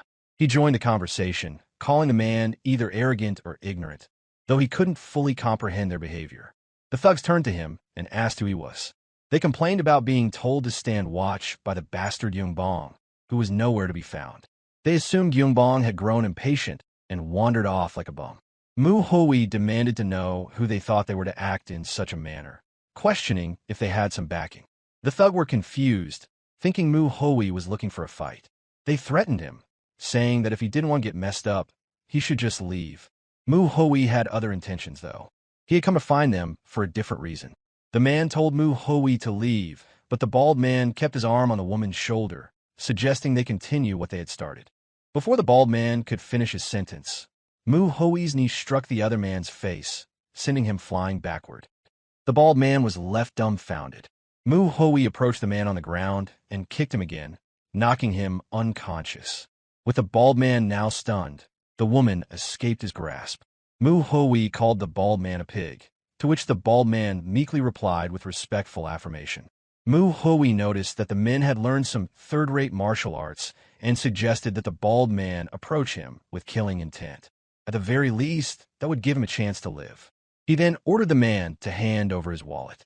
A few moments later, a man was groggily urinating on a tree when the men at the table called to him, teasing him about pissing all day. One man complained that he'd sober up at that rate. The old man responded, saying that the other man would be coming soon. The groggy man grumbled, having failed to notice the men tied to the branches of a tree. He returned to the table and asked why the other man was rushing to drink. The man explained that he had seen something interesting and wanted to share it. He pointed to the next table, where someone had ordered an enormous amount of food, about 3 bundles worth. However, he was confused because the person was no longer there. He insisted that a man in a cape had been there just moments ago, ordering food to go. Even at night, the streets bustled with people. Manhwa was deep in conversation with a merchant, while Chiol secretly followed some men. Jin, meanwhile, was drinking and eavesdropping but remained focused on his task. In a slum area of the city, the smell of pork belly and spring rolls filled the air. One man commented that he didn't know where the bastard had been rolling around eating, but found it ridiculous that he brought food in front of them. The crowd, unable to resist, decided to go after the man to grab the food. However, Hui drew his sword, pointing it at them. He told them that he wasn't there to share, and that if they dared touch his food, he would cut their heads off. A man stepped forward and, with a respectful tone, said that the young master was impressive. He introduced himself as Jingi of the Beggar Sect. Hui sheathed his sword and introduced himself in turn. Jingi expressed regret that the Beggar Sect could not be of help during the Shangxi massacre, also acknowledging the shame of the incident with the Manhwa sword saint. Hui responded that it was fine and expressed sympathy, understanding that the aftermath of the Shangxi massacre must have been difficult, especially because of the extreme heavenly sect. Jingi acknowledged Hui's knowledge and then asked what had brought him to the Beggar Sect. Hui replied that he wanted to learn more about the underworlders that were currently controlling Pasong. He noted that food would lose its taste once it became cold and suggested they speak while eating. Jingi was amused and took a bite, while Hui learned that the underworld bastards were from the brutal blood faction. They had taken control of the power vacuum left behind by Hua Ryu, Mount Hua's outer sect, which had been annihilated during the Shangxi massacre. Hui was surprised by the strength of these underworld men and asked if it was typical for them to be so capable. Jingi explained that everyone in the brutal blood faction was somewhat knowledgeable in martial arts. Hui agreed, as he had already encountered a few of them and had noticed that they seemed to have learned third-rate martial arts. Shifting the conversation, Hui reminded Jingi that they hadn't yet discussed what truly mattered. Jingi asked what he meant, and Hui revealed that he was referring to the mastermind behind the brutal blood faction. Jingi asked why Hui believed there was a mastermind behind the faction, and Hui explained that while Pasong wasn't a particularly large area, it wasn't small either. The Huaryu sect was quite large for a small to mid-sized sect, and Pasong, being relatively big among smaller places, seemed an unlikely target for a mere underworld organization to monopolize. The power vacuum there would naturally attract interest, and it seemed odd for a single underworld faction to control the area completely. Mu Hui explained that it wouldn't be surprising if dozens of underworld groups controlled different parts of Pasong, competing against one another. Jingi complimented Mu Hui's discernment, noting how it was hard to see him as a mere rising prospect in Jianghu. He then explained that he hadn't brought it up earlier because he wasn't yet certain, but now that Mu Hui had voiced his thoughts, he could share what he knew. Clearing his throat, Jingi told Mu Hui not to be surprised. He revealed that there was a martial artist who was frequently in contact with the Brutal Blood faction, and that they were from the Nine Hellsword Sect. The Nine Hellsword Sect was one of Shangshi's 3 big sects, ranking alongside 2 of the 10 largest sections. Despite their size, the Nine Hellsword Sect had never paid much attention to the Manhwa or Zhongnan sects. This nonchalance and their larger scale made them formidable. Mu Hui found it strange that the Nine Hellsword Sect would be involved. If they were behind the Brutal Blood faction, they would have flaunted their ambitions. But he questioned whether they had the time and ability to focus on an area like Pasong. Jingi clarified that he wasn't certain the mastermind was from the Nine Hellsword Sect. If they were involved, they wouldn't have cared about appearances and would have caused a ruckus. Mu Hui understood there was no concrete evidence, but he still doubted the Nine Hellsword Sect's involvement. Jingi praised his insight, and Mu Hui, now more curious, asked who this martial artist might be. Jingi seemed to have forgotten to mention the name, and then revealed that he suspected the martial artist was the Red Wolf Sword from the Nine Hellsword Sect. Mu Hui was taken aback and clarified, asking if Jingi had just mentioned the Red Wolf Sword. Jingi confirmed and, seeing Mu Hui's reaction, noted that it would have been strange if he hadn't heard of the name. He cautioned Mu Hui to be careful of whatever plans the Red Wolf Sword might be orchestrating. Mu Hui was deep in thought, as he had never heard of the Red Wolf Sword before. At dawn, Mu Hui gazed into the distance, hoping to gather intelligence on the Red Wolf Sword, but he had no success. That night, he continued to accompany Jingi, sharing drinks with him, even if only tea. His plan was to play along for a while and wait for Jingi to open up about the Red Wolf Sword. He intended to drink just enough to coax information from him, but he hadn't accounted for one important detail, which was the drink tasted so good. Jingi noticed Mu Hui's enjoyment and remarked that it seemed to be to his liking.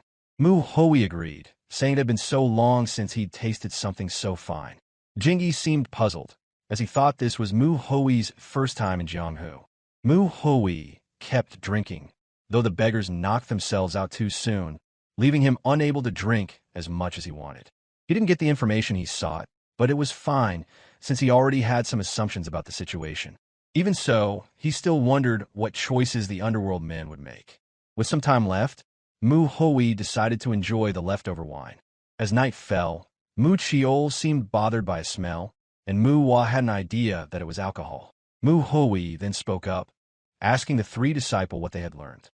Mu Hua spotted bottles hidden beneath Mu Hui's bed and couldn't help but ask if he had been sitting there drinking while they were out gathering information. Mu Hui responded that he had not been drinking. Mu Hua pressed further, and Mu Hui stood his ground, insisting that he wouldn't repeat himself. He told them to share what they had learned. Mu Jin spoke first, reporting that the underworlders had taken over the power vacuum left by Manhwa's outer sect and now controlled Pasong. Mu Hua added that the underworld men were a group of evil bastards, dining and dashing, stealing from civilians, and resorting to violence when the people didn't cooperate. It was apparently common for them to beat someone to death. Mu Chiol then spoke up, informing Mu Hui that the biggest problem with these men was that they had learned martial arts. While it was only third-rate martial arts, it was still dangerous when used against civilians who hadn't studied martial arts themselves. Mu Hui praised them for their quick work, considering the little time they had to gather information. Now, it was his turn to share what he had learned. He was certain that the 3 disciples had already cross-checked their findings, but he reaffirmed that the information was true. However, there was something they should be skeptical about, which is how the men had learned martial arts. Mu Hui explained that it wasn't that hard to learn third-rate martial arts, and books on such techniques were easy to obtain. But these men were the type to never touch a book unless it was to burn it. He doubted that all of them had learned martial arts from a book. It seemed unlikely, and someone must have helped them. Mu Hui had looked into who might have assisted them, but although he found out who it was, he couldn't uncover the reason behind it. Mujin asked who it was, and Mu Hui fell silent for a moment before revealing that it was the Red Wolf sword from the Nine Hellsword Sect. Hearing this, the three disciples were shocked. Mujin was surprised to learn that it wasn't just a group of lowly criminals they were dealing with. Mu Hui, thinking of ambushing the underworlders and wiping them out, asked what they thought of that plan. The three were once again surprised. Mujin wondered if Mu Hui was serious, considering the men were tied to the Nine Hellsword Sect. Mu Chiol spoke up, saying he had no idea why the Nine Hellsword Sect would work with a criminal group, but he didn't think it was something they should decide on their own. He suggested that it would be best to report to the elders before making any decisions. Mujin silently cheered for Mu Chiol as he shared the same opinion. Mu Hui simply questioning the suggestion. Manhwa expressed agreement with Mu Chiol's stance, adding that they needed to stand up against the injustice. Mu Hui was amused, while Mujin was internally disagreed. To Mujin, the situation in Manhwa was already overwhelming, recovering from the Shanxi massacre. If they clashed with a large sect like the Nine Hellsword Sect, it could spell disaster for them. Mujin wanted to avoid that at all costs. Finally, Mujin spoke, expressing his concerns that it would be too dangerous. He explained that while it would be fine if they were just dealing with the underworlders, if the Nine Hellsword Sect was indeed behind them, they might be starting a war. Mu Hui assured him that he was jumping to conclusions, but he understood Mujin's concerns. He reassured him that such a conflict wouldn't happen. Mujin asked how Mu Hui could be so certain, and Mu Hui explained that the Nine Hellsword Sect didn't operate like that. He mentioned that the Nine Hellsword Sect was a tyrannical organization, and if they wanted to eliminate a group, they wouldn't go behind the scenes. They would simply start a fight. Mu Hui also pointed out that with Manhwa's current situation, the Nine Hellsword Sect could invade and wipe them out at any time if they wanted. However, Mu Hui believed that the Nine Hellsword Sect wouldn't have the time or resources to deal with such matters right now. Mujin was still confused, but Mu Hui concluded that the underworlds were not truly connected to the Nine Hellsword Sect. Even if they were, he didn't believe the Nine Hellsword Sect would initiate a war with Manhwa. Once Mu Hui had finished explaining, he told them that they would be leaving. Mujin panicked and asked where Mu Hui had gotten this information from, and if it was trustworthy. Mu Hui simply with a word of affirmation and revealed that he had gotten the information from the Beggar Sect. Mujin was dumbfounded. The Beggar Sect, for what he knew, was an orthodox organization composed of beggars. Any beggar in Murim could be considered a part of the sect, and in terms of numbers, no organization in Murim could match them. The Beggar Sect used their numerical advantage to gather intelligence, earning money and food by trading information. One should never underestimate them just because they were beggars, because they had learned martial arts and followed their own morals and ethics. Therefore, any information from this organization was definitely trustworthy. Before they departed, Mu Hui told Mujin not to worry too much. He admitted that he had expressed an intention to kill them, but that didn't mean he wouldn't first try to be peaceful. Mujin convinced himself that he had been overthinking things. He decided to stop worrying since his senior disciple had assured him that things would be worked out. He willed himself to calm down. Mu Hui instructed them to get ready, as they had already arrived. Mujin had no idea what Mu Hui would say to the underworlders, but he knew it would be obvious if he seemed too anxious. He didn't want to be a burden. To his surprise, Mu Hui kicked the door, shattering it. He then questioned aloud where the piece had gone. The underworld men wondered when they saw the gate broken down and demanded to know who the intruders were. Mu Hui casually stated that it was nice to see them all gathered there. He told the men to relay a message to the Red Wolf Sword and their leader, demanding that they show up and kneel in apology. If they did, Mu Hui announced that he would spare their lives. As he spoke, he unsheathed his sword, signaling that things were about to escalate. The men stood there, confused, until one underworld member recognized the symbol. Realization dawned on them, and they understood that the intruders were from Manhwa. Mujin scowled and informed his senior disciple that he didn't think this was a peaceful method. Mu Hui asked what they meant and told them to remember that breaking down the gates was a common approach when ambushing another sect or clan in the Jianghu. Just then, someone from inside the building stormed out, demanding to know what the ruckus was about. A man reported to his leader that the intruders might be from the Manhwa sect. The leader stopped in his tracks, eyeing the group carefully. He thought to himself that they were just a bunch of kids, only 4 of them, and wondered if these kids were really so confident just because they came from Manhwa. He finally spoke, asking them if they wanted to die for ambushing them so late at night. The leader decided to let it go for now because they had an important guest. He told the intruders to leave if they didn't want to die. Mu Hui responded that it was actually they who would die and advised the man to watch his tone, as Mu Hui didn't like how he spoke. The man was dumbfounded, wondering if this kid was out of his mind. He warned that while he might not know who they were involved with, he saw the kid clearly didn't value his life. The leader told his men to show these newbies how terrifying Jianghu could be, but ordered them not to kill the intruders. The men drew their swords, but the 4 kids from Manhwa remained calm. Muhua noticed something that made her expression turn grim.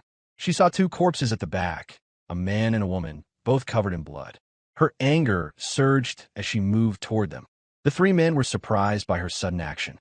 Muhua knelt by the bodies to check them over. The man had died with his eyes wide open, and the woman was gravely injured. Mu Chiol and Mu Jin rushed to her side, yelling for her to be careful with the men in front of her. They raised their swords at her, but Mu Hua, now enraged, swiftly attacked using the bamboo leaf hand technique. The men were thrown back, groaning in pain as they crashed to the ground. Mu Jin and Mu Chiol positioned themselves to cover her back. Mu Jin scolded her for acting on her own, but Mu Hua was determined. She announced that the bodies weren't in a good state and needed to be taken to a physician immediately. The bald man, whom Mu Hua had attacked, retorted, asking who says they can take them. He then stated that while they might be from Manhwa, they were weak. He told the underworld men to get them if they could, provided they all fought together. The leader watched the exchange, and Mu Hui observed that while Mu Hua had used less force than usual, it seemed like she was controlling her strength as she did during training. He commented that she was being too soft, then asked if her sword was just for decoration. He pressed her, asking why she hesitated when the men were clearly trying to kill her. He urged her to stab them without further hesitation. The leader, watching Mu Hui remain unfazed as his fellow disciple rushed to help Mu Hua, concluded that this kid must be confident in his skills. He decided not to confront Mu Hui directly, but instructed his men to take care of the others and deal with the kid later with numbers. Mu Hui observed this, confused about the leader's behavior. He wondered why the man was running toward the other underworld men instead of dealing with him directly. But it wasn't necessarily a bad thing. Mu Hui realized that this was the situation he had been hoping for. The 3 disciples were inexperienced in the Jianghu, having only recently joined the underworlds, so they weren't fully aware of what they were up against. Mu Jin, however, was surprised when dirt was suddenly thrown into his face. A kick to the stomach followed, and Mu Hui knew that these men often threw dirt and even spat at their opponents. He was sure the 3 disciples are taken aback by having to fight enemies who were doing whatever it took to try and kill them. It was different from the incident with the Black Knight Palace when the first-generation disciples had been there to protect them. Now, they would die if they didn't take their opponents down themselves. Mu Jin was on the ground when a sword was swung above him. He did his best to block it with his own sword. Mu Hui knew that these 3 needed to learn that in the Jianghu, life and death weren't determined solely by martial prowess. The training they had received up in the mountains, where they merely took turns attacking each other, was far from the reality of what they now faced. It seemed different for Mu Chiol, though. He was calm and didn't hesitate to defeat his opponents. A bald man with a sword rushed toward him. Dropping the man he was holding, the bald man swung his sword, but Mu Chiol grabbed his hand to stop it. With a powerful punch, the bald man fell unconscious. Mu Chiol's eyes were determined, like a beast in battle. When the leader saw this, he rushed back to Mu Hui. He noticed him and remarked that he was wrong. It seemed that the leader thought he could take down the weaker ones first, then team up with the others to deal with the stronger ones. Before the leader could do anything, however, he was buried waist-deep, upside down in the ground. The men saw their leader down and panicked, unsure of what to do, especially now that their opponents seemed far stronger. A long-haired man suddenly appeared and said they could simply pick one of them to fight. He announced that anyone who could kill a Manhwa disciple would be given the leader's position. He told the men to stop being dramatic and finish their job. The disciples recognized this man as the Red Wolf Sword, and Mu Hui couldn't help but express that he had been wondering when this man would finally show himself. The Red Wolf Sword seemed amused that they knew him. He said it was an honor for a young disciple of the Manhwa Sect to recognize him. But Mu Hoi replied that he had only just learned of him the day before. He insulted the man, saying he didn't care to learn the names of weaklings. The Red Wolf Sword scoffed, stating that a manhua disciple should follow orthodox ways. Yet here was this kid, speaking like a demonic martial artist. He warned Mu Hoi that if he wanted to continue this path, the Red Wolf Sword would make him regret it.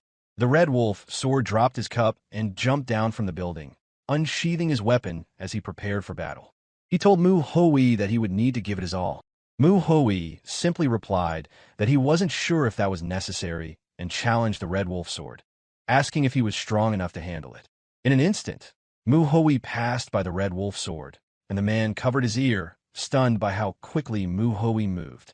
Before he could react, Mu Hoi smacked him on the head, sending him face first to the ground.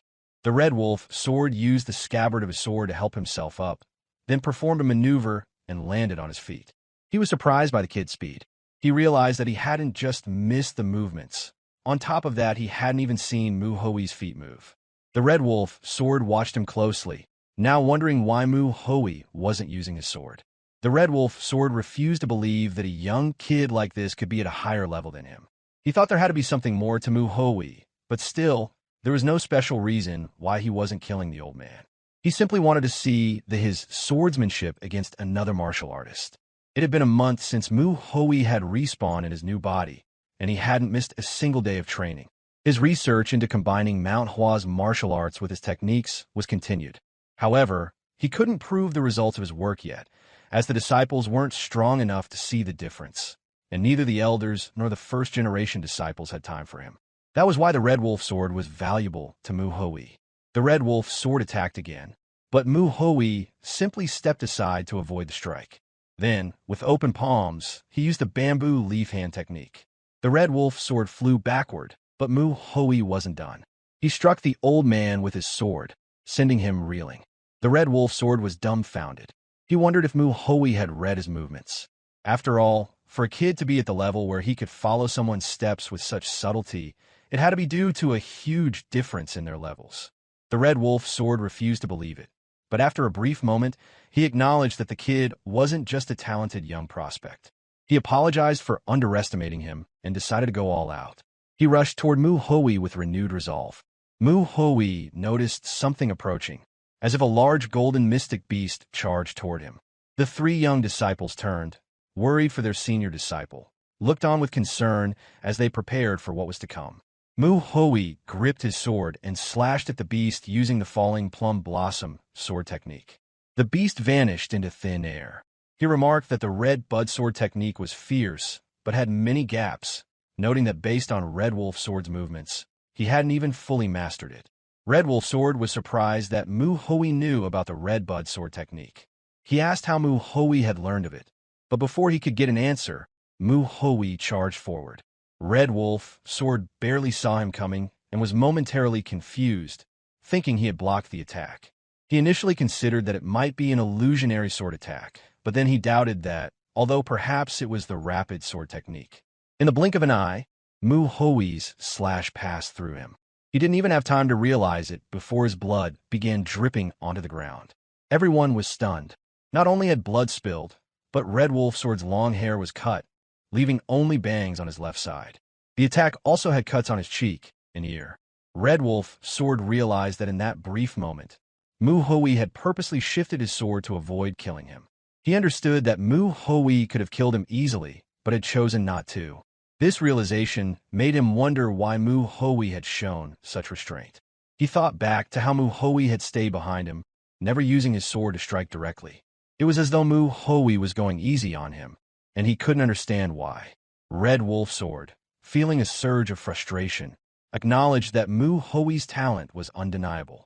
He thought about how Mu Hoi seemed to be the same person he had in his mind, someone with immense potential.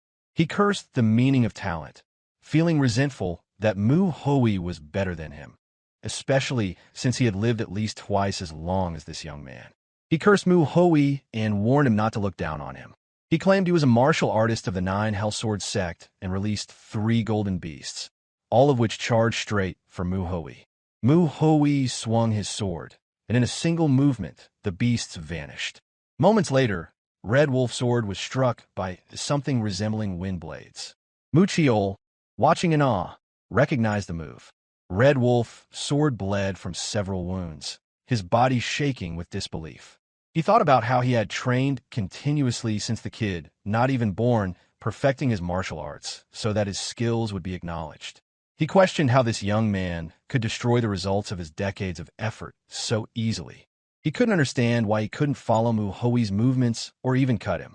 In a moment of frustration, Red Wolf Sword screamed, wondering why his efforts weren't being recognized. Mu Hoi, unfazed, simply cut him down further. The man who had been buried earlier by Mu Hoi regained consciousness, lifting his head from the hole. He coughed and spit out dirt, complaining about the pain in his head. He remembered brandishing his sword just before everything went black, then heard Red Wolf Sword's frustrated cries about his efforts being unacknowledged. Glancing behind him, he was shocked to see Red Wolf Sword stood, right at the moment Mu Hoi struck him. Red Wolf Sword kept thinking that there was nothing more unfair than talent. His efforts had been trumped by the innate abilities of a young prospect.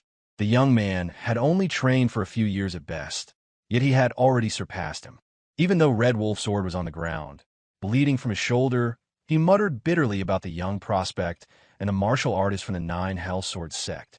He chuckled, acknowledging that it must be nice for Mu Hoi to have the talent to surpass him. Mu Hoi was confused by the man's words, but didn't waste time pondering them. Red Wolf Sword continued, saying that he had seen many talented and young martial artists and could tell that Mu Hoi had grown used to being praised by those around him. He added that it must be nice to cut him down and gain honor from it. Red Wolf Sword warned Mu Hoi to enjoy it while he could, because once the Nine Hell Sword Sect confirmed his death, it would only be a matter of time before he met the same fate. No matter how talented Mu Hoi was, he could never stand against the Nine Hell Sword Sect. Mu Hoi commented dryly that for someone about to die, Red Wolf Sword sure had a lot to say. He kicked Red Wolf Sword, knocking him onto his back, then noted how the man had spoken with a tone of inferiority. As Mu Hoi looked closely, he noticed something. Letters were inscribed on Red Wolf Sword's chest. Mu Hoi realized that Red Wolf Sword was part of the Otherworld unit of the Nine Hell Sword Sect. In the Nine Hell Sword Sect, one could identify which unit a person belonged to by the letters on their chest. The Otherworld unit, the Hell unit, and the Despair unit were considered the three axes that supported the sect, though that term was only used by outsiders who didn't fully understand the internal structure. Mu Hoi knew that the Otherworld unit had not earned any merits and had been completely pushed aside in the competition for succession. The true power lay within the Hell and Despair units, which were at war with the brutal dragon faction. Mu Hoi found it strange. He wondered why the Nine Hell Sword Sect, which was at war with the hidden dragon faction, suddenly had its eyes on the south of Shangxi. After thinking for a moment, he figured out the mission of the Otherworld unit in this war, which their task was to protect the headquarters and provide rear support. However, the Otherworld unit, hungry for merits, had pretended to fulfill their duties on the outside while actually being involved in their dealing to line their pocket. Red Wolf Sword asked how Mu Hoi knew this, but Mu Hoi simply replied that he knew Red Wolf Sword assumed the Otherworld unit would step in for him if he died. Unfortunately for him, the Otherworld unit would do nothing but hide his death at all costs. Mu Hoi told him that instead of supporting the war, Red Wolf Sword had been up to something else entirely. He pointed out that this situation provided the perfect opportunity for the Hell unit and the Despair unit to strike the Otherworld unit down. Even if the Otherworld unit came for revenge at Manhwa, Mu Hoi asked Red Wolf Sword if he thought he would be scared of them. Mu Hoi continued, stating that even the Hell and Despair units wouldn't be enough to face him, let alone the Otherworld unit. It was him who had faced the Nine Hell Sword Sect alone. Red Wolf Sword's eyes widened, realizing that his fate was sealed. The leader, who had been watching this, decided to bury his head back in the ground, trying to convince himself that he hadn't seen anything. But someone grabbed him. Mu Hoi pulled him out and asked why he was still lying down. He ordered the leader to deal with the situation immediately. The leader, nervously, replied with a single word of affirmation. Several books were scattered on a desk. Mu Hoi browsed through them, noticing entries detailing protection taxes, gambling den income, and lists of people who had borrowed money, along with the amounts they owed. He observed how well the leader had kept track of the financial flow. The underworld men sat on the floor, while Mu Chiol stayed at the back, guarding them. Mu Hui asked if this was all the leader had, and the leader confirmed. Mu Hui then told them that the money they had taken and extorted from others would be returned to its rightful owners. Additionally, they would shut down the gambling den, and the underworld men had to finish the job by the end of the day. He asked if there were any complaints. The leader expressed that completing all of this would be difficult. Mu Hui looked unimpressed, and the leader decided not to argue further. Mu Hui clarified that his decision not to kill them wasn't out of mercy. He described the men as trash who didn't deserve to die, but if they did, there would be no one left for the victims to direct their anger toward. He told them not to think they could atone for their actions through death, as their sins were heavier than death itself. It was only right for them to live and atone for the rest of their lives. He asked if they understood, and they bowed their head in affirmation. Mu Hui instructed the faction leader to stay, while the others should start moving. They needed to act swiftly to complete everything by the end of the day. He told Mu Jin, Mu Chiol, and Mu Hua to ensure the underworld men were tearing things down and returning the money. Mu Hua then inquired about what Mu Hui planned to do. Mu Hui simply replied that he had something else to take care of. Mu Hua asked if Mu Hui was going to go drinking again like last time. Mu Hui, with a slight grin, responded with a question of his own, if it looked like he was the kind of person who could drink any time. Mu Hui reminded her to keep an eye on the underworlds, to which Mu Hua assured him that they would be fine. Mu Hui noted that Mu Hua was quicker to catch on than he had expected, but this time, he wasn't going to ask for alcohol. The leader, still shaken, asked why Mu Hui wanted him to stay. Mu Hui told him not to try to hide anything, as he could clearly smell what was going on. He ordered the leader to take him to where the tuber fleece flower was located. Mu Hui, recalling that in his past life, remembered the time he had searched for rare opportunities to grow stronger. He didn't have a sect to support him, so to obtain elixirs, he needed a vast amount of money. Lacking the funds, he searched for rare ingredients on his own. Of course, these were hard to find for a reason, and they couldn't be acquired by simply looking. One day, while resting after training, he had stumbled upon the tuber fleece flower, which had taken 7 years wandering to find. The smell was bitter, with a dull, earthy scent, the one he could never forget. The leader led Mu Hui down a passage, and as they descended the stairs, the scent of the tuber fleece flower grew stronger, signaling that they were close.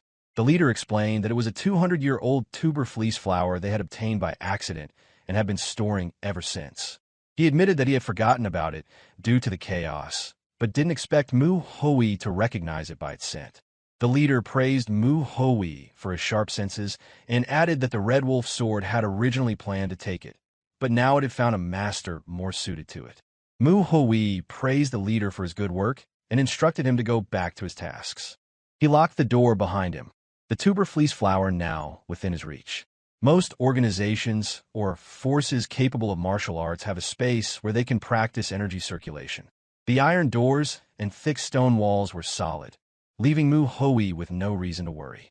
In his past life, he had consumed a 300-year-old tuber fleece flower. While a 200-year-old one wouldn't be as potent, it was still incredibly valuable. When he opened the box to enjoy it, he was taken aback. He exclaimed in surprise, noticing that this 200-year-old tuber fleece flower was far larger than the 300-year-old one he had eaten in his past life. He speculated that the tuber fleece flower must be at least 400 years old. The one he had found in his previous life had been exceptionally difficult to obtain, so he hadn't expected to find such a rare one so easily. As Mu Hui swallowed it, he felt something was off about ingesting it by himself. He decided that the next time he found something good, he would share it with others.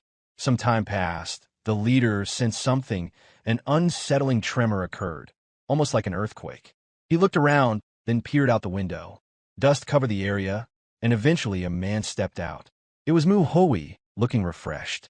The leader rushed to him and reported the strange noise, but Mu Hui dismissed it as unimportant.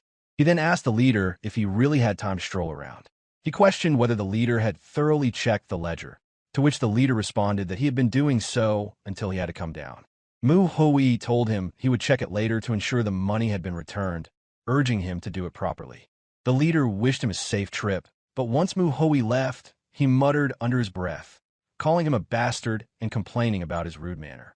Putting that aside, the leader found himself curious about the noise, especially considering the condition of the building. However, he didn't pay it much mind since the building was bound to be destroyed regardless. He couldn't help but wonder what effect the tuber fleece flower had on Mu Hoi to cause such a disturbance. The building was in disarray, with parts scattered everywhere. The underworld men looked exhausted. Mu Chiol approached the leader and reminded him that the sun was about to rise. He asked if the leader really had time to rest. The leader stood up, replying that he didn't. Muwa also instructed the rest of the men to hurry and tear the buildings down since daylight was fast approaching. Meanwhile, a box filled with silver was opened. The recipient could hardly believe it, and the underworld men bowed down, explaining that it was the money they had unfairly extorted from him, so it was only right for him to take it. He apologized profusely. Someone had been spying on them. It was Jingi, who hadn't expected Mu Hoi to defeat the Red Wolf Sword and handle the brutal blood faction so swiftly. It had only been 2 days since he provided Mu Hoi with information, and now, witnessing the aftermath, he realized Mu Hoi was no ordinary person. To Jingi, it seemed like Manhwa was hiding a dragon. Mu Hoi appeared behind him and casually uttered a greeting. He explained that he came to have a drink because he was feeling a little peckish but realized it wouldn't be fun to drink alone. He added that the alcohol and refreshments were ready and asked Jingi what he thought. Jingi was puzzled, noting that it was still too early in the morning. He commented that the young master seemed to know how to drink, but he agreed to join him. Once they were seated at the table, Mu Hoi asked Jingi what he was curious about. Mu Hoi knew that Jingi already knew about the events, but still, he shared that the Red Wolf Sword was dead and the brutal blood faction was being dealt with. Mu Hoi had already returned the funds to their rightful owners, but the problem remained with the Underworlders. They had become Underworlders out of necessity, with no other way to survive or make a living. Mu Hoi expressed his desire to rehabilitate them, to use them for the reconstruction of Pasung. He then asked Jingi if he knew anyone who could take them under their wing and provide them with work. Though they were possessed martial arts, Mu Hoi reassured Jingi not to worry. He was thinking of severing their dantian while he was there for 3 days. Jingi replied that severing dantian was not so easily done. He was surprised once again by Mu Hoi's words, but assured him that he knew a few merchants. He also reassured Mu Hoi not to worry about the Underworlders, promising to check on them from time to time to ensure they were learning trades and not causing problems. Mu Hoi thanked him, and Jingi replied that it was they who should be thanking him for the opportunity to help. Jingi then changed the subject, asking how long Mu Hoi planned to stay in Pasung. Mu Hoi replied that he still had 2 outer Sect divisions to visit. He needed to see them within a fixed time frame, so he would be in Pasung for 3 days. He then brought up that he had heard there were some strongholds near Pasung and inquired if Mu Hoi planned to deal with them as well. Under the night sky, the streets were bustling with activity as Mu Hoi set a drink down on the table, praising the 3 disciples for their excellent work. Mujin, curious, asked what the bottle was for, to which the 3 disciples looked surprised. Mu Hoi explained that the bamboo leaf liquor had been prepared as a way to celebrate their successful completion of their first real mission. Mujin, however, replied that they did not drink. Mu Hoi nodded in understanding, recalling that in their sect, alcohol was not consumed casually. It was only for special occasions, like the end of the year or to mark significant achievements. He then added that new prospects to the Jianghu die the most during their first real mission. He was certain that the 3 disciples had felt the weight of that truth. He continued, noting that while the martial arts of the underworld were weak, their intentions were clear. The men had charged with the intent to kill, and the 3 disciples had not been prepared to harm them. Mu Hoi stressed that this was the reality of the world outside. Despite their superior martial skills compared to the underworld, the difference between life and death wasn't always determined by one's abilities alone. Mu Hoi pointed out that many newcomers to the Jianghu overlooked this fact and paid a terrible price for it. Yet, these 3 disciples had made it through unscathed. This alone was worth celebrating, and with that, Mu Hoi insisted they drink. Still unsure, Mujin asked if it was also Mu Hoi's first mission. Mu Hoi chuckled, admitting that it indeed was. The 4 disciples raised their cups, congratulating themselves for having completed their first mission safely. The bamboo leaf liquor was surprisingly smooth, and Mujin remarked that it didn't taste bitter, which Muwa readily agreed with. She added that if all liquor tasted as good, She could easily drink herself silly every day. However, Mujin warned her not to overdo it. Meanwhile, Mu Chiol remained silent, deep in thought. His mind drifted back to the fight with the Red Wolf sword. The technique Mu Hui had used didn't resemble the Manhwa swordsmanship he was familiar with. He couldn't shake the curiosity about what it truly was. Unable to hold back, Mu Chiol finally expressed his thoughts to Mu Hui, asking about the sword technique he had witnessed. He explained that while Mu Hui's technique had initially seemed like Manhwa swordsmanship, the moment he deflected the Red Wolf sword strike, the style had transformed into something entirely unfamiliar. The power was concentrated, and the sword's curves lacked their usual fluidity. Mu Chiol wished to understand more about this unique form of sword manipulation. Mu Hui was amused, considered how they had been focused on dealing with the underworld, but hadn't realized he was also being observed. He noted that the technique he used did indeed contain the principle of weight. This was part of the Donko sword technique he had created in his past life. He had incorporated the concept of weight into the basic movements of the six-fold combo sword technique. He was surprised that Mu Chiol had noticed it. Mu Hui acknowledged that Mu Chiol had also recognized the differences in the technique, but had not been able to pinpoint its origin. He had planned to explain it eventually, but now was not the right time. He told the group that before they could discuss it further, there was something else they needed to address. He asked if they had finished their drinks, encouraging them to do so, as they would not have time to drink for the next 3 days. Elsewhere, a carriage moved through the night, traveling along a forest path. Suddenly, someone emerged from the bushes and commanded the coachman to stop. The coachman asked what the matter was, but the man simply threatened him, demanding everything they had or facing death. From a distance, Mu Hui and the 3 disciples observed the scene. Muwa quickly deduced that the men were bandits. Mu Hui explained that these men hid in the forest and waited for travelers to rob.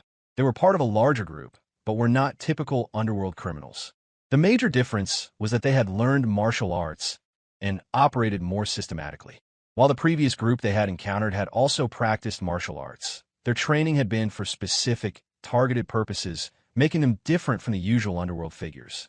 These bandits, on the other hand, were more organized and posed a greater threat. Mu Hui warned the disciples that if they encountered such bandits, they should assume a stronghold was nearby. From what he knew, there were at least 5 such strongholds around Pasong, though he wasn't certain of their exact locations. One thing was clear, however, these bandits were stronger than those under the Red Wolf sword.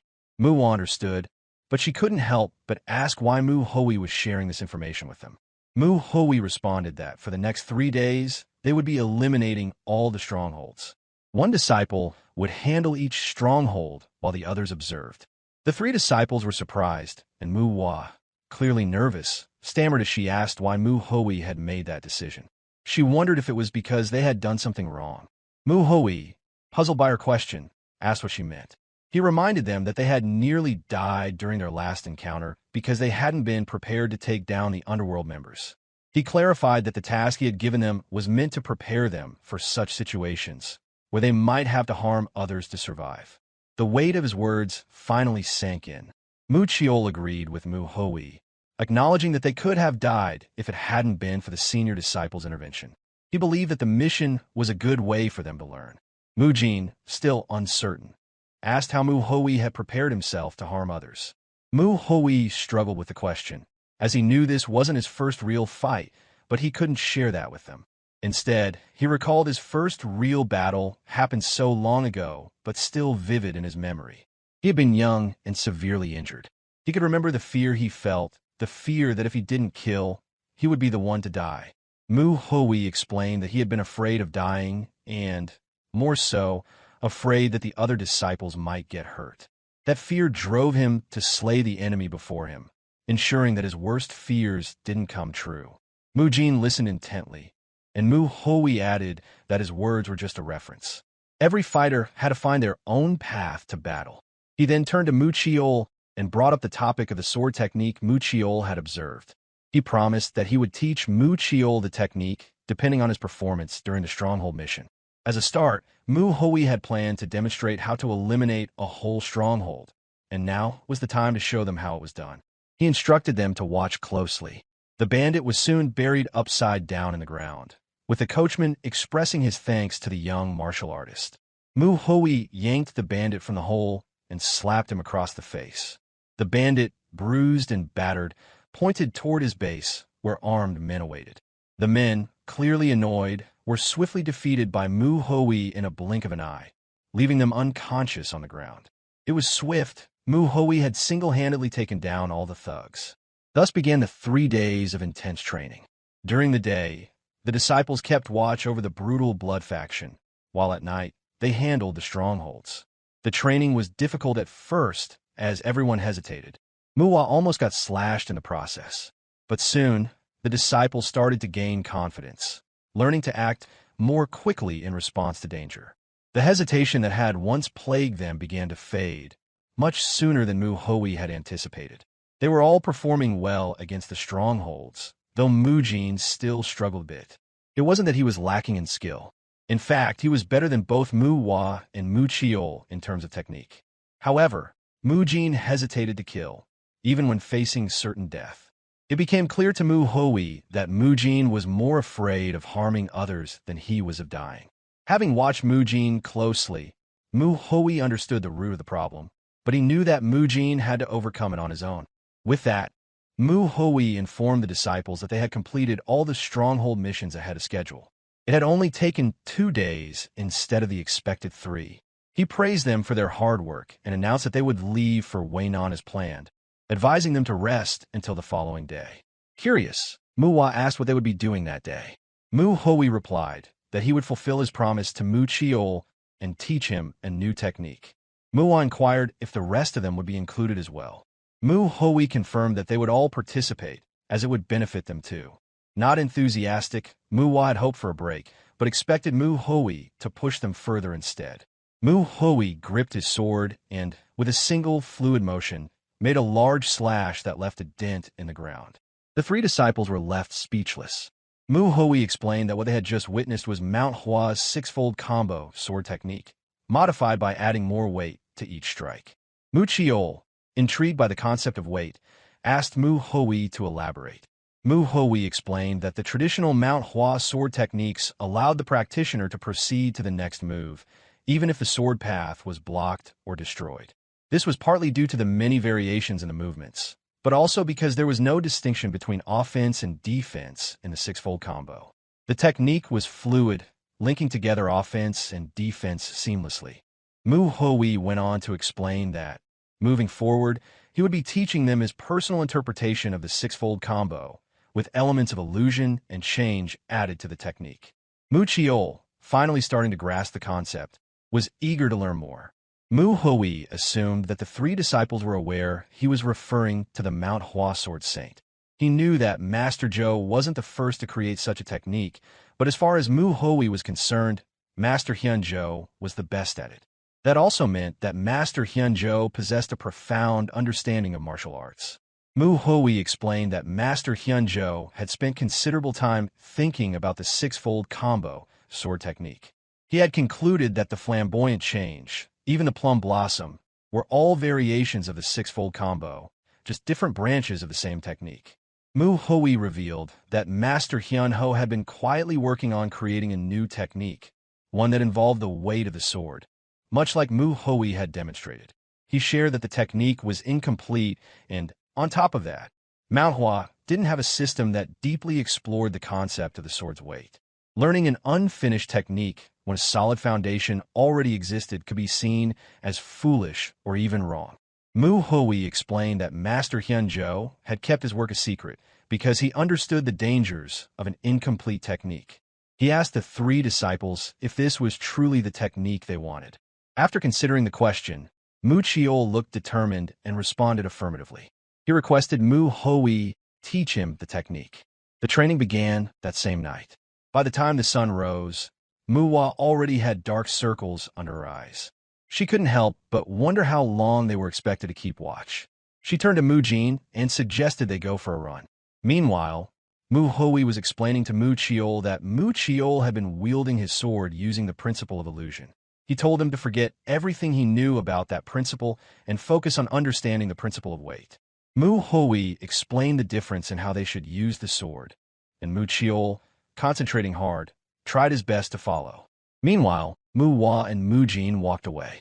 Manhwa suggested they go observe the underworld members and rest afterward. Mujin agreed, and they headed off. At a nearby building, a man yelled at a servant, complaining that he wasn't getting anything done at a slow pace.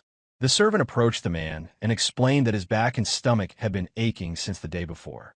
Manhwa, observing the situation, realized that Mu Hoi's words about those who joined the underworld out of necessity being more motivated when given the opportunity were true. Manhwa had once considered them nothing more than trash, but now she saw that, even if they were aware she was watching, their inability to use martial arts made them far less threatening. She assumed Mujin was also keeping an eye on the underworld somewhere, so she decided to head back and rest. She felt content, knowing she had done what was necessary, and planned to rest well after the intense training. As Manhwa walked, a woman approached her. Manhwa immediately became alert, but was taken aback when she saw the woman had a bruised eye and couldn't even open it fully. Manhwa recognized her from their previous encounter with the brutal blood faction. The woman apologized for startling Manhwa, explaining it wasn't her intention. Then Manhwa noticed the young girl the woman was holding. The woman introduced her younger sister, Young. Manhwa swiftly sheathed her sword and asked the woman how her wound was. The woman explained that she was a bit sensitive due to overwork and thanked Manhwa for saving her. Manhwa, feeling a warm surge of gratitude, blushed, feeling good about the situation.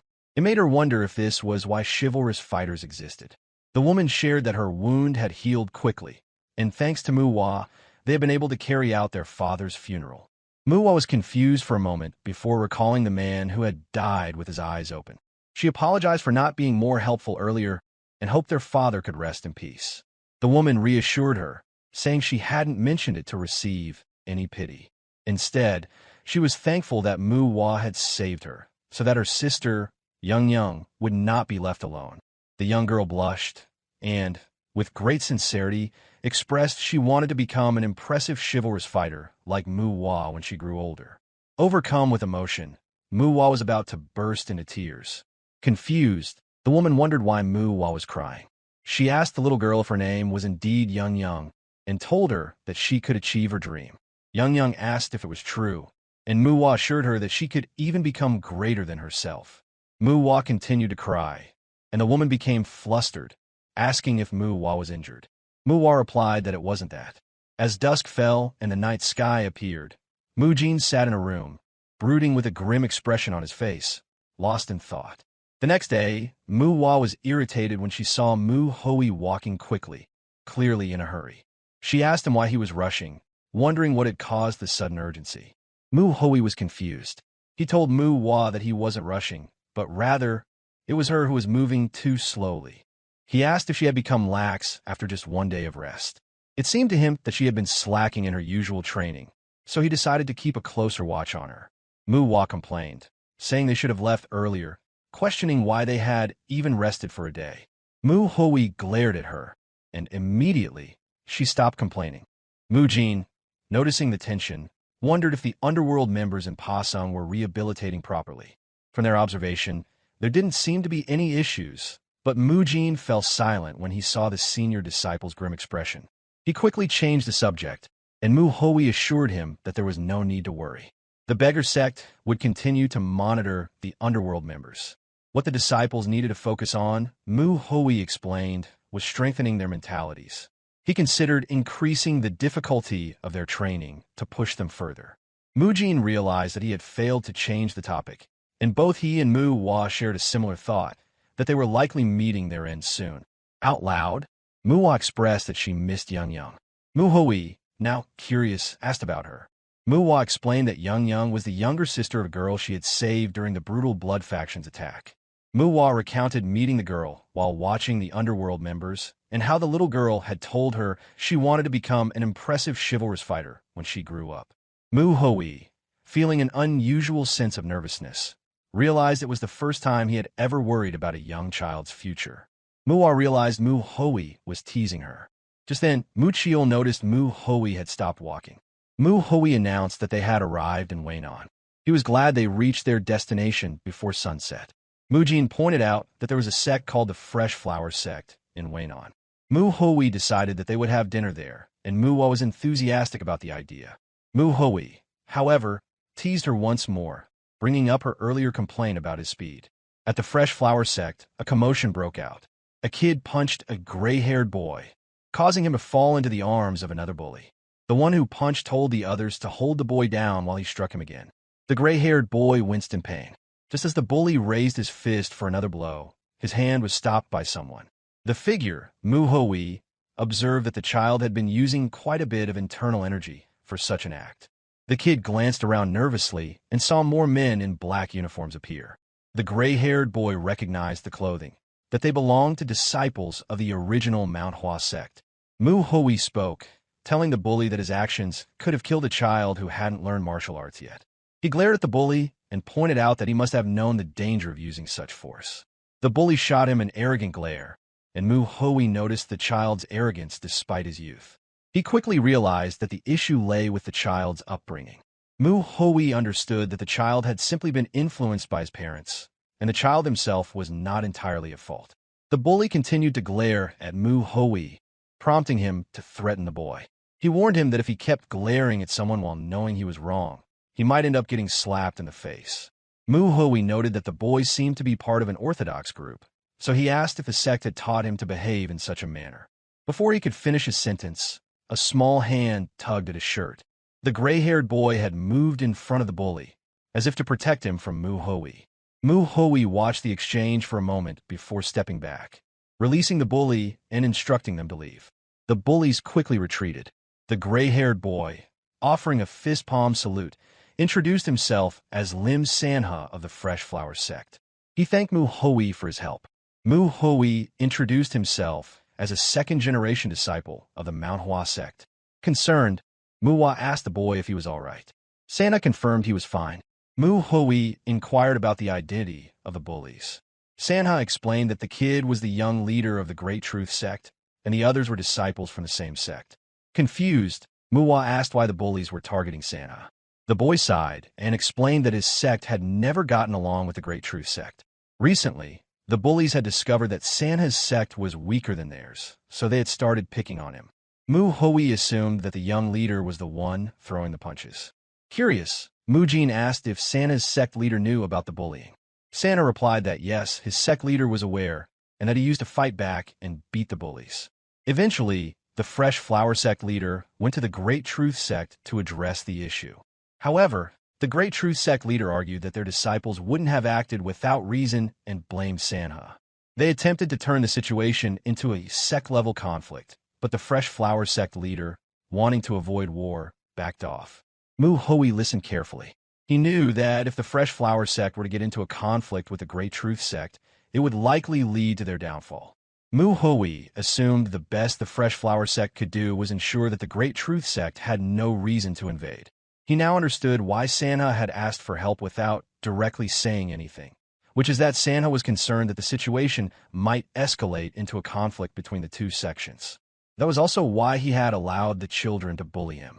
Manhwa, angry at how an outer sect of Manhwa was being treated, voiced her frustration. Mu Hui explained to them that there was a reason why they were sent to manage the outer sections. He decided it was time to hear the full details from the Fresh Flower Sect leader. At the Fresh Flower Sect, the members were amazed to see the disciples of the Manhwa sect. Mu Hui noted that the main sect disciples were known for the red plum blossoms on their clothing, while the outer sects bore white plum blossoms. He saw that the Fresh Flower Sect's members had white plum blossoms embroidered onto their clothes. Soon, the leader arrived and expressed that they had been waiting to meet them. The four disciples made the fist-palm salute as a respectful greeting, and Mu Hui introduced himself, thanking the leader for the warm welcome. The leader, Lim Muguk, reciprocated the greeting and the salute. He shared that they had been hearing about how Mu Hui and his disciples had managed to take down the brutal blood faction in a single night. Mu Hui humbly replied that the rumors in Jianghu had been exaggerated. It hadn't been done overnight. Muguk laughed, acknowledging that the important thing was that the brutal blood faction had been taken care of. He then asked Sanha if he was the one who brought them there, to which Sanha replied affirmatively. Muguk praised his son, and Mu Hui watched him intently. Muguk invited them inside. Once seated, they had tea, and Mu Chiol commented that the scent was deeper than the plum blossom tea from Manhwa. Mujin added that it tasted great, especially since it was freshly brewed. Muguk humbly replied that it wasn't as good as Manhwa's, adding that he hadn't forgotten the taste of their plum blossom tea and that it made him think of visiting again. Then he realized he should have let them rest before discussing matters further. Mu Hui assured him that it was fine. Since the sect leader had sent them to take care of the outer sects, it was only right to do so. He then inquired about the situation at the Fresh Flower sect. Muguk admitted that they were in a difficult position. When Mu Hui asked if this was due to the Great Truth sect, Muguk confirmed that while their relationship with them had never been good, it had been manageable in the past when both sects were more or less equal in strength. Mu Hui concluded that things must have changed since the Shangxi massacre, and Muguk agreed. He explained that after the Great Truth sect learned the extent of the damage the Fresh Flower sect had suffered, they had become bolder. They had been obstructing the Fresh Flower sect at every turn, and now they were intervening in their interests and provoking them. Muguk shared that even the young leader of the Great Truth sect had been bullying his son. He seemed deeply saddened that Sanha had suffered again that day. Mujin, surprised that Muguk knew about the bullying, asked how he had figured it out. Muguk explained that although his son had tried to hide it, he, as a father, would always know. He admitted that he would love to confront the Great Truth sect with his sword, but he knew that would be exactly what they wanted. He recognized that the Great Truth sect was attempting to take over the Fresh Flower sect, no matter what it took, and there was nothing he could do about it. Despite his son coming home after being bullied, he felt that as a father and as a sect leader, he had failed. Mujin asked why he hadn't asked for help from Manhwa. Muguk replied that he was aware of the current situation at Manhwa and had planned to request help once they had recovered. He expressed his relief now that the disciples had arrived, saying that he could sense their determination and spirit just from sitting with them. He believed that the presence of Manhwa's disciples alone would deter the Great Truth sect. Mu Hui responded, pointing out that if Muguk truly had faith in them, he wouldn't have looked so troubled. Mujin, moved by Muguk's words, agreed enthusiastically until he realized what Mu Hui had just said, which confused him. Mu Hui clarified that if Muguk really believed in the disciples, he wouldn't have made that face when talking about his son. Mu Chiol and Mu Hua, unsure of what Mu Hui meant, exchanged glances. Muguk dismissed the comment, claiming that Mu Hui must have been seeing things. He insisted that not trusting the disciples of Manhwa was the same as not trusting Manhwa itself. He assured them that there was no way a mere outer sect leader would not trust them, then swiftly changed the subject to dinner. He invited the group to join him for dinner, but Mu Hui, frustrated by Muguk's evasiveness, considered that Muguk may have harbored unrealistic expectations of Manhwa's assistance. Mu Hui sympathized with Muguk, understanding that the leader had probably endured hardships while holding on to the hope that Manhwa would help. However, what he had received were young disciples on their first outing to the Jianghu. When they arrived, all he saw were kids, and it became clear that Muguk doubted their ability to help against a whole sect. Mu Hui realized that this might be why Muguk had been so hesitant to fully trust them, fearing that the disciples might end up hurt in the face of such overwhelming opposition. While knowing the disciples were trying to help, Muguk decided to treat them during their stay and then send them back. However, Muguk couldn't stop thinking about his son and the other sect members who had been enduring harassment from the Great Truth sect. He felt a deep sense of pity for them. As these thoughts swirled in his mind, Muguk also wondered if, deep down, he secretly hoped that the young disciples would step in and offer help. He realized he couldn't even hide his emotions, and he chastised himself for it, feeling almost childish for showing his vulnerability. Yet, he was impressed by how perceptive Mu Hui was, able to read his expression so accurately in such a brief moment.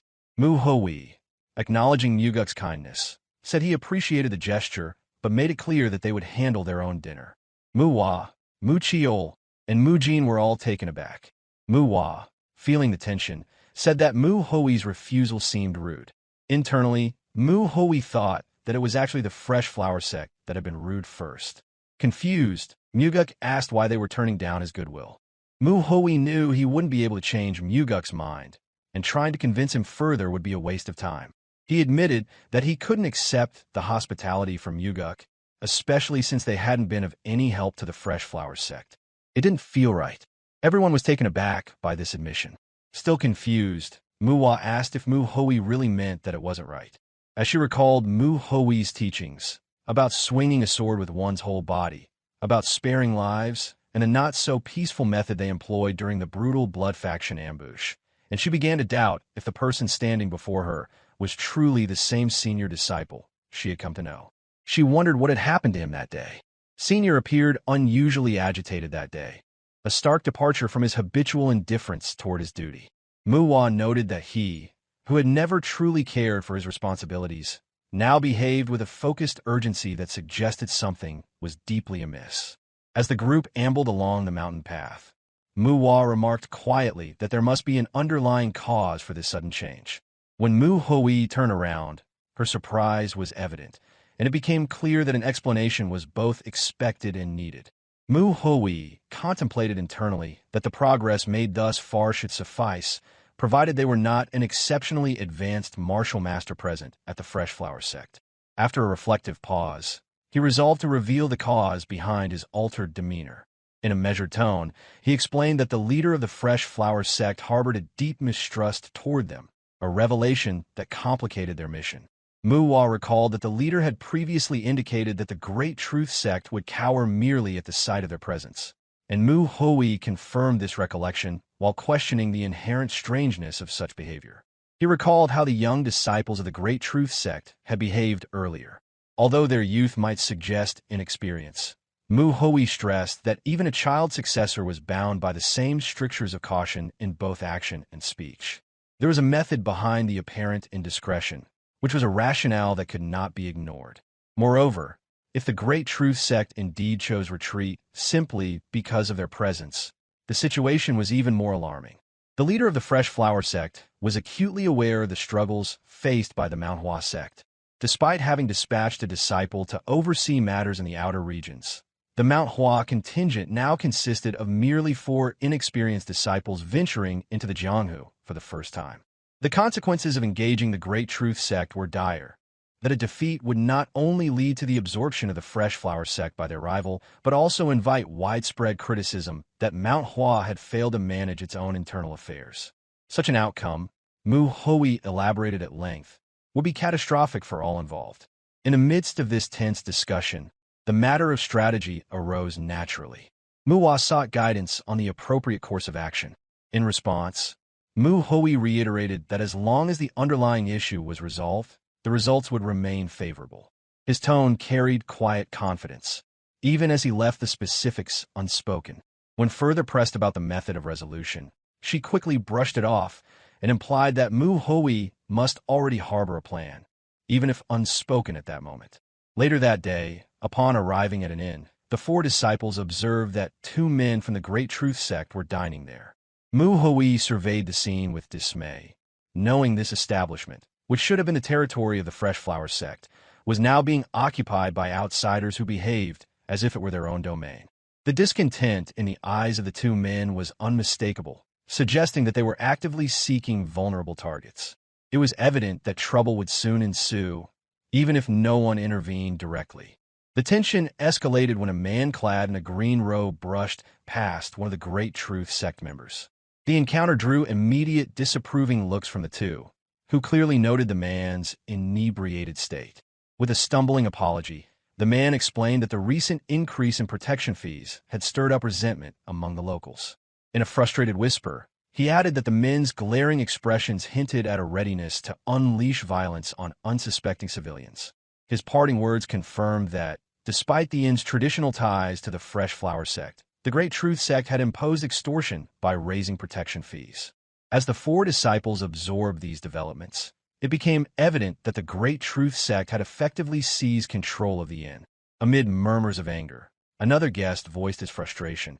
He was accusing the fee collectors of being leeches who not only extorted money, but also took advantage of complimentary food.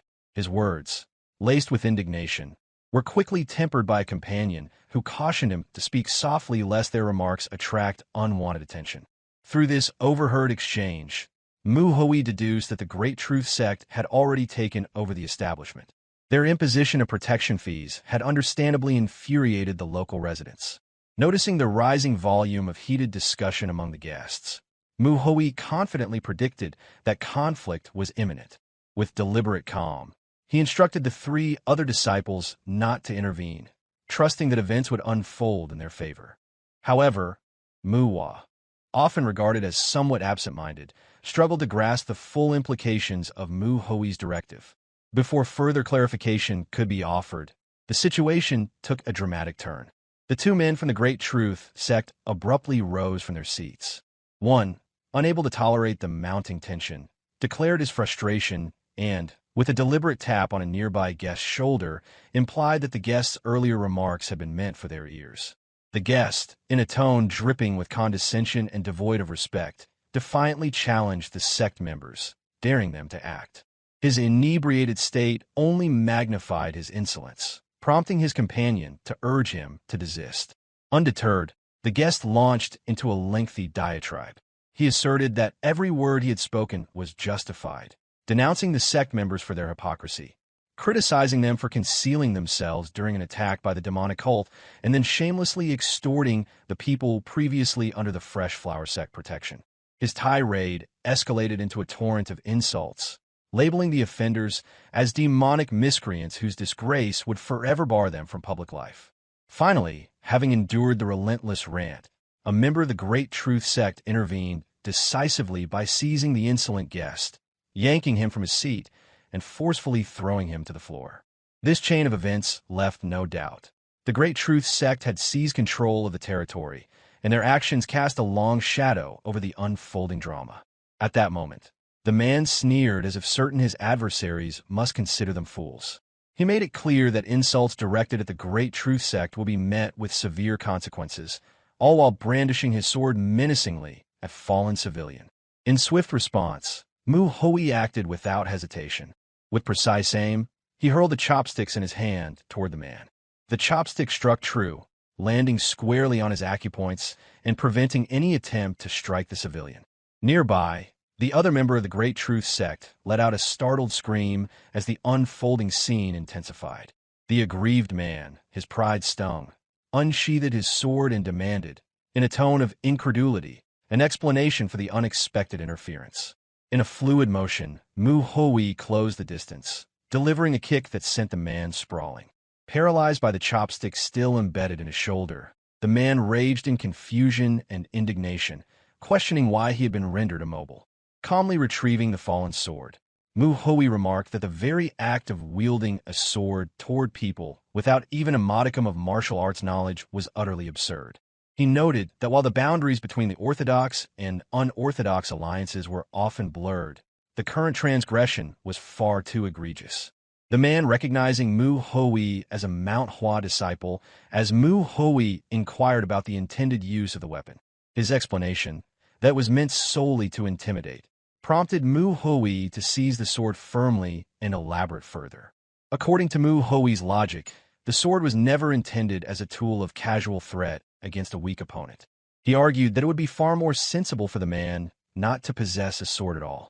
He added that mobility would be restored only once the obstructing chopstick was removed, perhaps by the unconscious man nearby, once he regained awareness, and that the sword might be reclaimed only by presenting himself at the Fresh Flower Sect. This edict left little room for dispute. In response, the man's anger escalated as he protested the interference with the Great Truth Sect's affairs, accusing Mu Hui of instigating conflict. Unperturbed, Mu Hui countered that even the leader of the Great Truth Sect would never utter such insolence, and that the man's attitude demonstrated a grave underestimation of Manhwa. Though the man stuttered his denials, his words fell flat against Mu Hui's resolute rebuke. With final authority, Mu Hui decreed that the sole means of absolution lay in the Great Truth Sect leader personally visiting the Fresh Flower Sect to beg for forgiveness. He warned that if the leader failed to appear by sunrise the next day, the Great Truth Sect would be consigned to oblivion. His unwavering stare and commanding tone brooked no resistance, and the man, with little choice, conceded as the three observing disciples watched in silence. Amid the simmering tension, Manhwa remarked that her senior disciple's brazenness seemed to grow with each passing day, suggesting that a preemptive ambush on the Great Truth Sect might have been more prudent.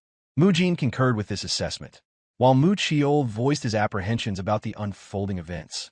The following morning, the leader of the Great Truth Sect strode confidently toward the Fresh Flower Sect. Finally, armed with reason to challenge his rivals, he advanced with a smile and was flanked by his most senior members.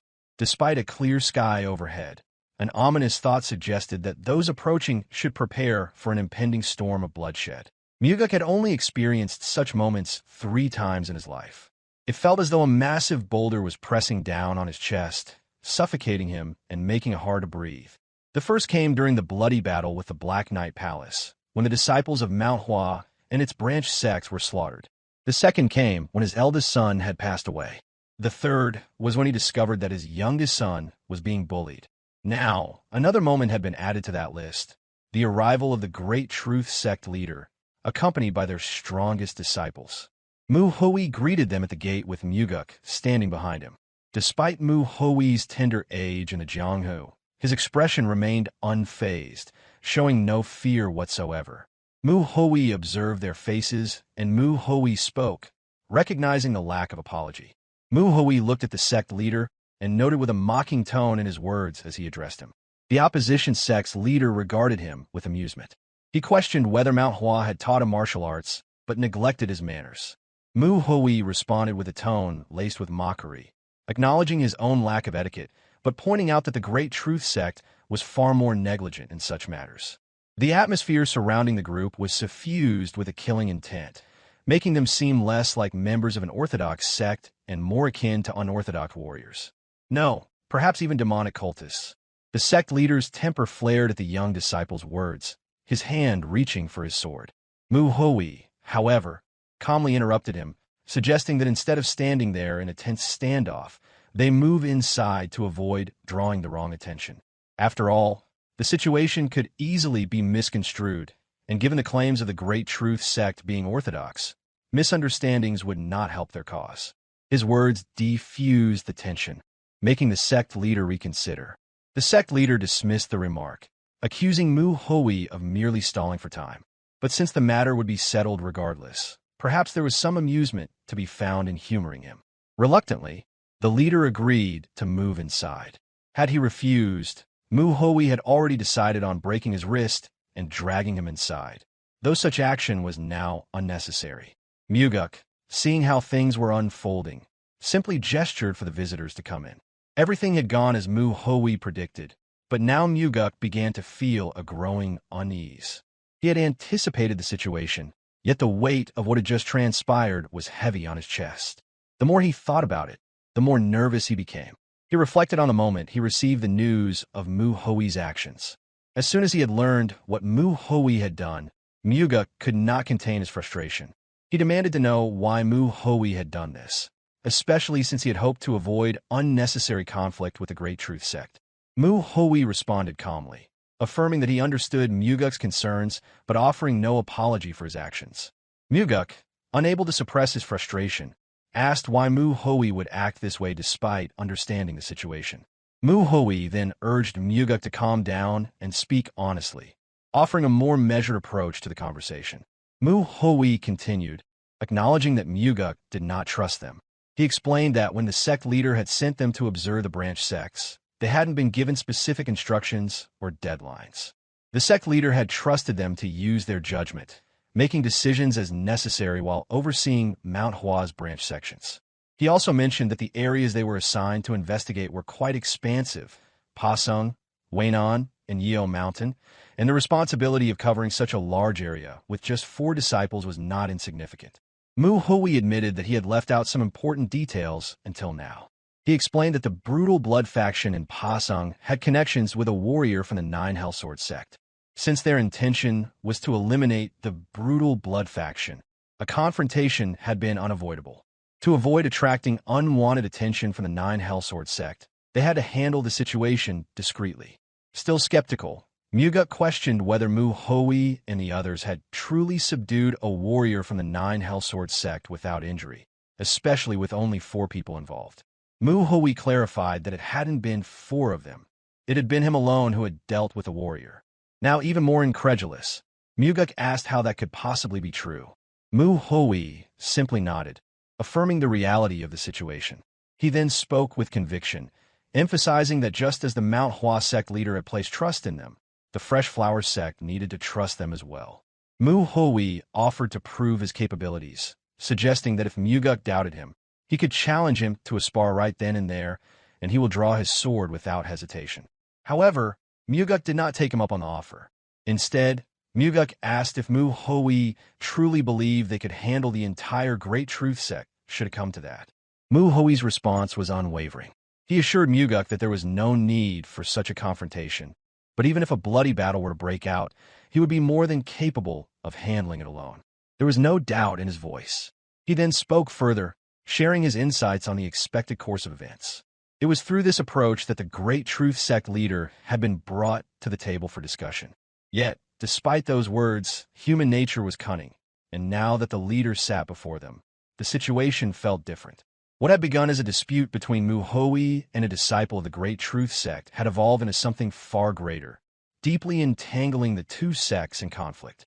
Mu Hui proceeded with mediation, identifying himself as a disciple of Manhwa and recognizing the Fresh Flower sect as one of its branches. He suggested that it would be best for both sides to resolve the matter together. Since neither sect seemed inclined to coexist in Wayon, Mu Hui got straight to the point. He proposed that each sect select a representative and settle the matter with a duel. His tone was calm and nonchalant as he made the offer. At those words, a wave of horror washed over Muguk. It was as though something inside him had snapped, triggered by the proposal. On the other hand, the leader of the Great Truth sect laughed upon hearing Mu Hui's suggestion. He turned toward Muguk, a knowing smile on his face. He mused aloud, finally realizing the situation. He questioned whether this was a plan that Muguk and the Manhwa brat had devised together. He had thought there might be some trickery involved when they were invited in, but the suggestion of a duel seemed far too absurd to be a tactic. He mockingly wondered if Muguk had lost his mind, as there was no way that the brat would have proposed such a thing. Mu Hui, hearing the leader's mocking expression, noticed the subtle shift in Muguk's demeanor when the leader mentioned the death of Muguk's eldest son. It was something Mu Hui hadn't known before. It became apparent in the way Muguk's gaze hardened. The leader's words seemed to strike a painful memory in Muguk, and Mu Hui understood the discomfort.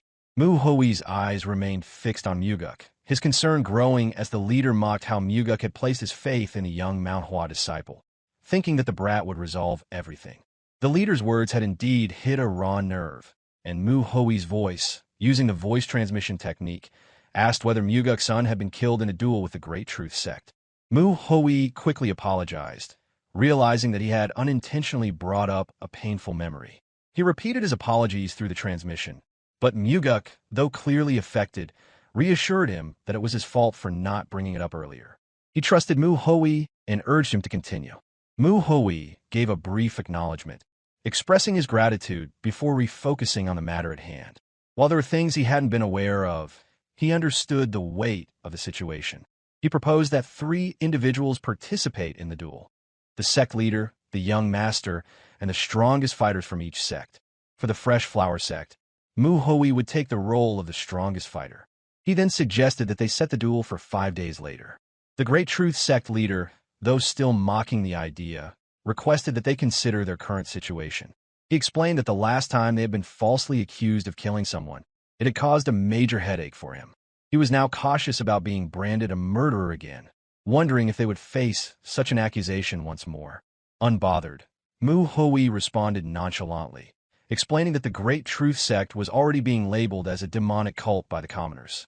He reassured the leader that there was no need for concern in that regard. The sect leader, irritated by Mu Hui's words, warned him that his mouth had been getting on his nerves. He threatened to attack the Fresh Flower sect right then and there, but admitted that he was holding back because Mu Hui's proposal intrigued him. Mu Hui continued his taunts, responding that he had only spoken out because he thought the leader wasn't fully aware of the situation. The leader, now visibly angered, warned Mu Hui to watch his tongue, saying that they were only tolerating him for now. One of the Great Truth sect disciples sneered at Mu Hui, suggesting that the brat thought they were easy targets because they had been holding back. Mu Hui's gaze turned cold as he met the sneer, radiating enough killing intent to silence the disciple. The man, intimidated, stood nervously, unsure of the depth of Mu Hoi's strength. The Great Truth Sect leader, seeing the tense atmosphere, finally stood up and agreed to the proposal, stating that they would return in 5 days to settle the matter. Before leaving, he added that he hoped the duel would be fair and that no one would lose their life. Once they left, Muguk let out a deep sigh, his mind still troubled. He revealed that the Great Truth Sect's young master was far weaker than his own son in martial arts. While the sect leader and he had once been equals, the leader had now surpassed him. Muguk suspected that the warrior Mu Hoi would face might not be a true disciple, but an assassin the Great Truth Sect had secretly hired and disguised as a guest warrior. Mu Hoi nodded in agreement, acknowledging the possibility. Still unsure, Muguk asked if Mu Hoi was truly certain about the upcoming duel. Mu Hoi, without hesitation, replied that he was confident and might even find the duel too easy. Muguk, trusting him, agreed to put his faith in Mu Hoi and decided to proceed with the preparations. Mu Hoi suggested they head to the training ground, much to Muguk's surprise. He explained that while he couldn't be sure if the training would help, for the next 4 days, Muguk should consider himself as good as dead in terms of the difficulty he would face. Soon, they were at the training ground, where Mu Hoi began to train Muguk intensely, all the while being watched by 3 disciples who were both terrified and fascinated by what they saw. Among them, Manhwa voiced her concerns to her senior brother, Mujin, asking if this was truly the right approach, to which Mujin responded with uncertainty. Undeterred, Muguk pushed himself as though his life depended on it. His legs were tied to a tree branch, and he was forced to lift his body to do sit-up and hold it up, struggling under the weight of the intense training. Mu Hoi stood underneath him, holding a sword pointed upward, ready to welcome Muguk if he faltered. With a stern voice, Mu Hoi urged Muguk to push through. He reminded him that if he couldn't even handle this training, the Fresh Flower Sect would be finished. When Muguk hesitated, Mu Hoi's calm voice carried a hint of real threat, urging him to get back up quickly. As Muguk struggled to continue, one of the disciples, Manhwa, silently wondered if even the demonic cult would be impressed by such methods. In her mind, Mu Hoi's relentlessness seemed inhuman, bordering on demonic. Nearing the end of the day, the golden sun started to dim. Muguk continued his intense training with the sword still stood beneath his back. This time, the sword was held by Mukil. The Manhwa disciple warned that if Muguk lowered himself any further, he would be at risk of being stabbed. He encouraged him to hold on just a little longer, reassuring him that the training would soon be over and to stay strong until the very end. Mukil couldn't help but feel a twinge of sympathy as he watched, recalling that the senior disciple had assigned him the task of overseeing the sect leader's training, though he wondered where the senior brother had gone. Meanwhile, Santa sat alone, sulking. He was growing increasingly anxious about the upcoming duel in 5 days. Master Mu Hoi had promised to personally train him until the duel, but Santa knew that just 4 days of training wouldn't suddenly make him stronger. He voiced his frustration loudly, kicking a stone away from him in frustration. It was then that Mu Hoi appeared suddenly, startling Sanha. Santa immediately called out to Mu Hoi in surprise. Mu Hoi, picking up on the boy's earlier frustration, answered him directly. He explained that martial arts, as Santa had already stated, couldn't be mastered in just a short time with intense training. Growth took time, unless through a lucky encounter or a special elixir. However, that only applied to improving martial arts skills. That experience was different. How one used martial arts was a separate issue altogether.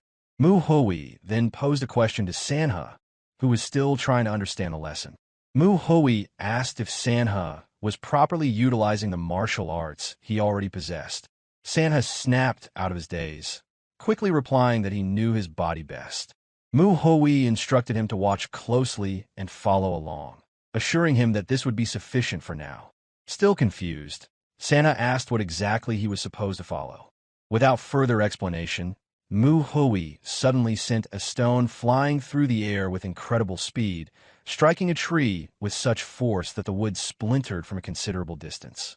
Sanha watched in awe as Mu Hoi explained that he had infused the stone with energy slightly weaker than what children his age typically had.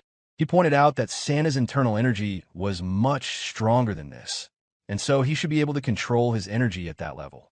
Mu Hui then challenged Sanha to demonstrate how he could handle his internal energy.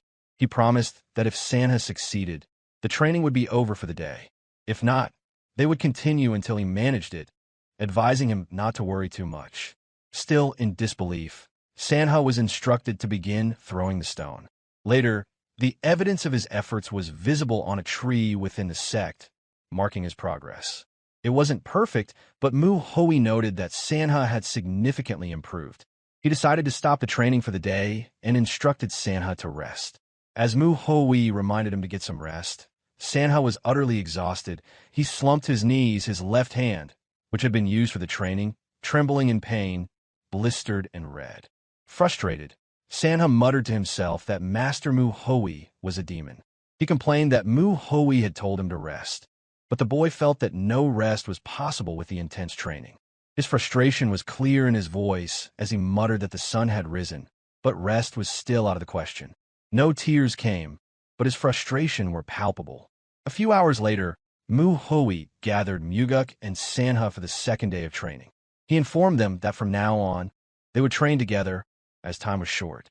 Mu Hui then asked if they remembered the lessons from the previous day, particularly the importance of using their bodies effectively. Both Muguk and Sanha nodded, sat on their knee before Mu Hui in acknowledgement. Mu Hui noted that Muguk's physical condition had greatly improved, likely due to his diligent training. His body, once stiff, had quickly regained its previous form. Mu Hui praised their progress and explained that today's training would build upon the foundation established the previous day.